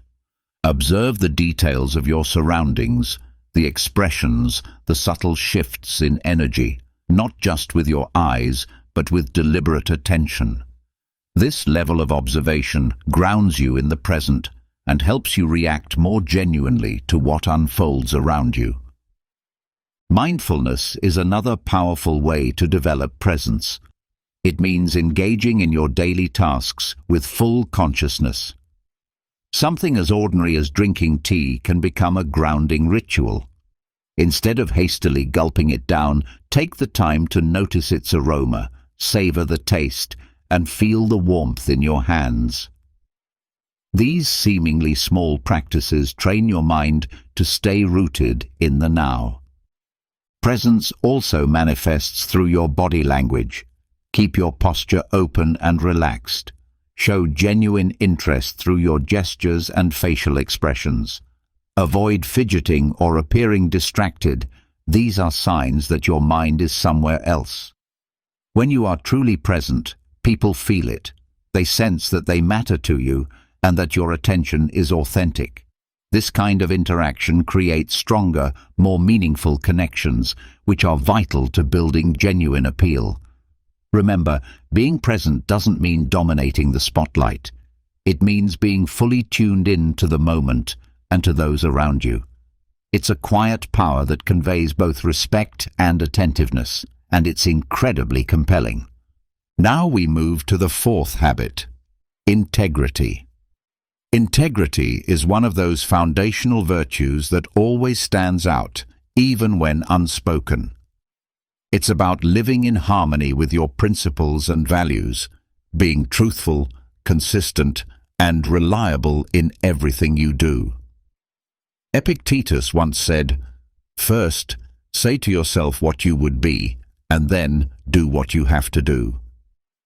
This quote emphasizes the necessity of aligning your actions with your beliefs. Integrity can't be faked. It must be deeply rooted within your character. To develop integrity, you must first become aware of your own values. What truly matters to you? What principles do you want to guide your life? Take time to reflect on these questions and ensure that your daily actions reflect your answers. When your behavior aligns with your inner beliefs, you naturally exude authenticity, which is inherently attractive. Another essential part of integrity is honesty, not just with others, but also with yourself. This means being able to acknowledge your mistakes and choosing to learn from them. People admire those who have the courage to face their flaws and are committed to personal growth. Being truthful frees you from the exhausting burden of maintaining false appearances and allows you to live with ease and sincerity. Integrity also means keeping your word. If you promise to do something, follow through. Reliability earns trust, and consistency builds a strong reputation. Being someone who can be counted on is a rare and valuable quality, and one that makes you stand out. It shows that you are dependable, stable, and worthy of respect. Lastly, integrity shines through in how you treat others. Approach every person with kindness and respect, regardless of who they are or what they can offer you.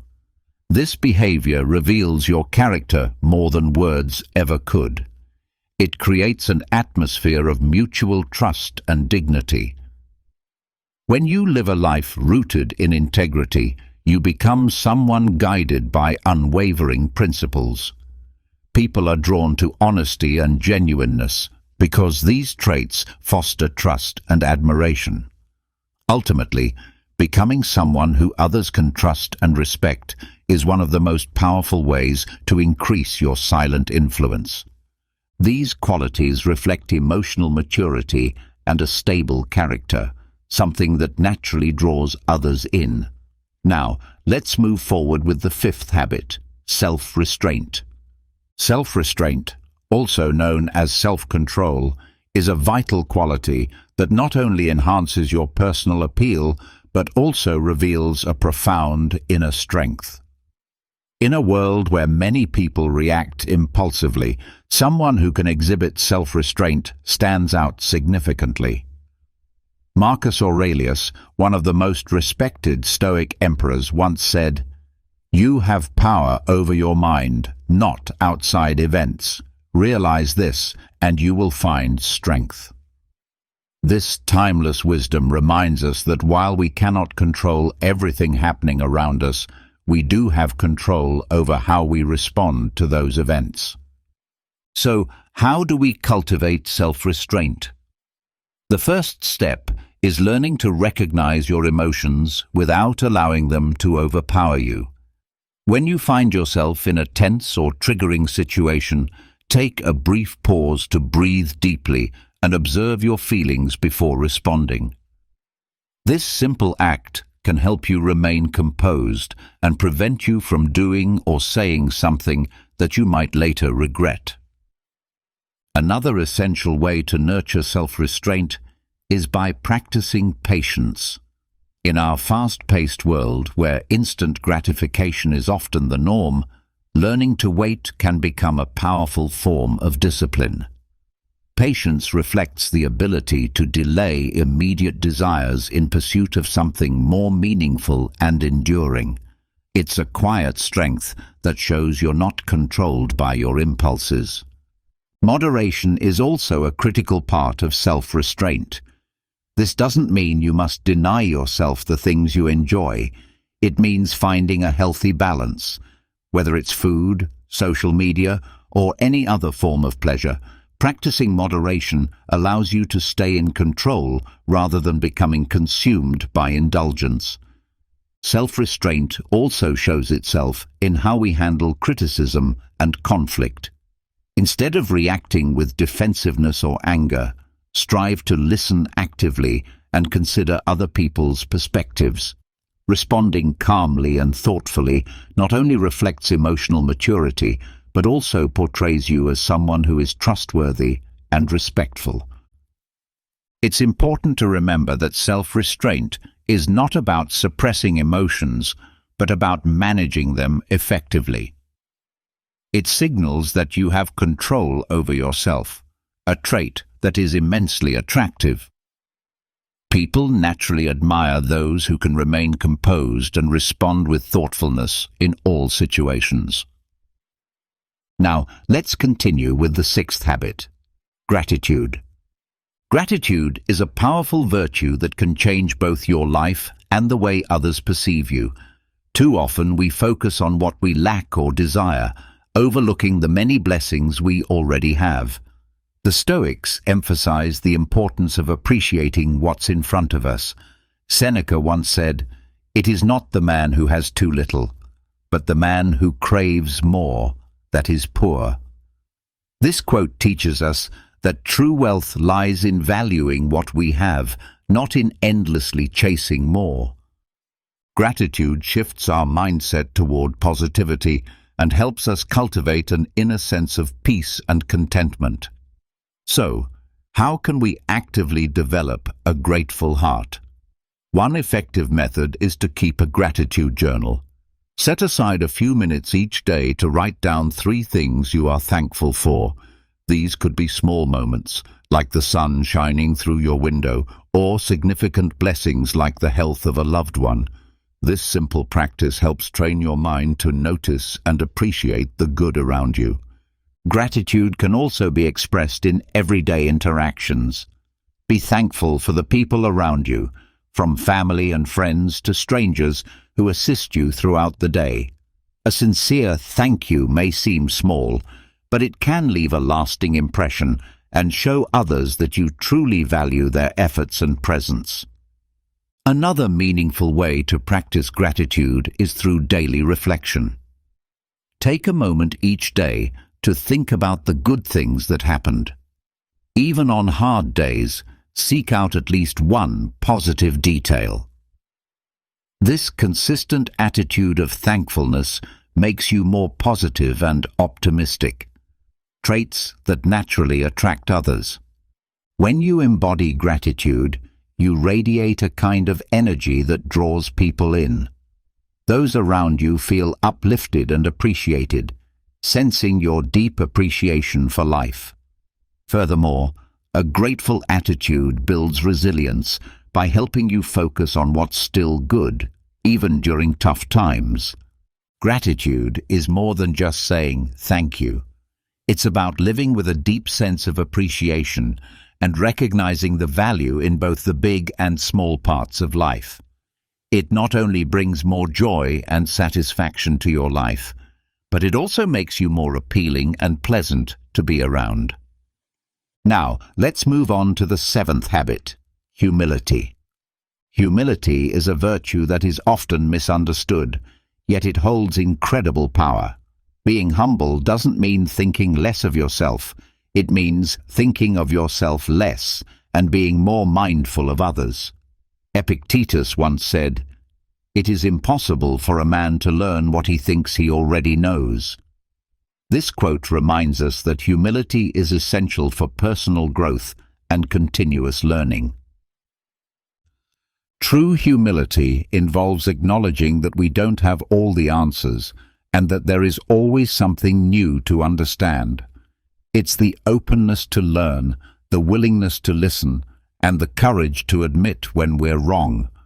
These qualities don't make you weak, they make you wise. Humility creates space for growth, connection, and meaningful relationships. In a world where ego often dominates, a humble person stands out, not through loudness or showiness, but through quiet strength and grounded confidence. It's not about downplaying your worth, but about lifting others up while staying rooted in who you truly are. True wisdom is not about thinking less of ourselves, but rather thinking less about ourselves and more about others. As Epictetus, the great Stoic philosopher, said, "It is impossible for a man to learn what he thinks he already knows." This powerful quote emphasizes that humility is a crucial part of growth. It involves acknowledging that there is always something to learn, and it is an acceptance that we do not hold all the answers.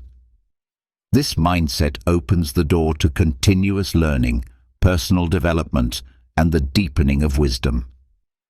So, how do we cultivate humility? First, we must embrace the fact that we don't know everything. This is often one of the hardest lessons to learn, especially in a world that pressures us to appear knowledgeable or expert in everything. But recognizing and admitting our limitations does not make us weak. Rather, it makes us more approachable and open to learning. It also invites new opportunities for personal growth. Another way to nurture humility is by listening more than we speak. Giving others the opportunity to share their experiences and insights without interrupting or imposing our own perspectives is a powerful practice. True listening comes with the intention to understand, not merely to respond. This kind of deep listening demonstrates respect and consideration for others, which is an essential aspect of humility. Humility also manifests in how we treat others, regardless of their status or position. Every person we encounter has a unique story and valuable experiences to offer. When we treat everyone with equal respect and dignity, it shows that we appreciate people for who they are, not for what they can do for us. This attitude fosters a sense of equality and understanding, making it incredibly attractive because it conveys genuine appreciation for others. It is also important to learn from our mistakes. Nobody is perfect, and everyone makes mistakes, but how we respond to them makes all the difference. Instead of defending ourselves or making excuses, practicing humility means admitting when we are wrong and showing a willingness to learn and improve. This ability to be vulnerable and honest about our failures reflects great strength, not weakness. When we consistently practice humility, we become more approachable and authentic.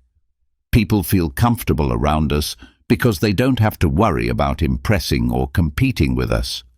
Humility creates a space of acceptance and understanding, which in turn makes us more relatable and trustworthy. It is essential to remember that humility is not a sign of weakness. On the contrary, it signifies true strength and self-assurance. Humility forms the foundation of a life rich in meaningful relationships and personal growth. Moving on, we come to patience, which is another virtue that, although often underestimated, has a profound effect on how we are perceived by others and how we navigate our daily lives. Seneca, a renowned Stoic philosopher, said, "Time reveals the truth." This timeless piece of wisdom reminds us that good things often take time, and the clarity and truth we seek are typically unveiled through patience and perseverance. Patience is the ability to wait calmly without frustration, accepting that things take time and remaining composed during that waiting period.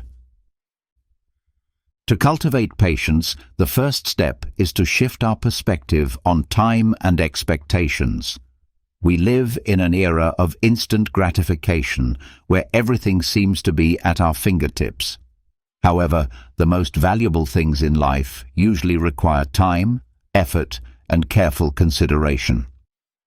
Acknowledging this reality is the first step in developing patience.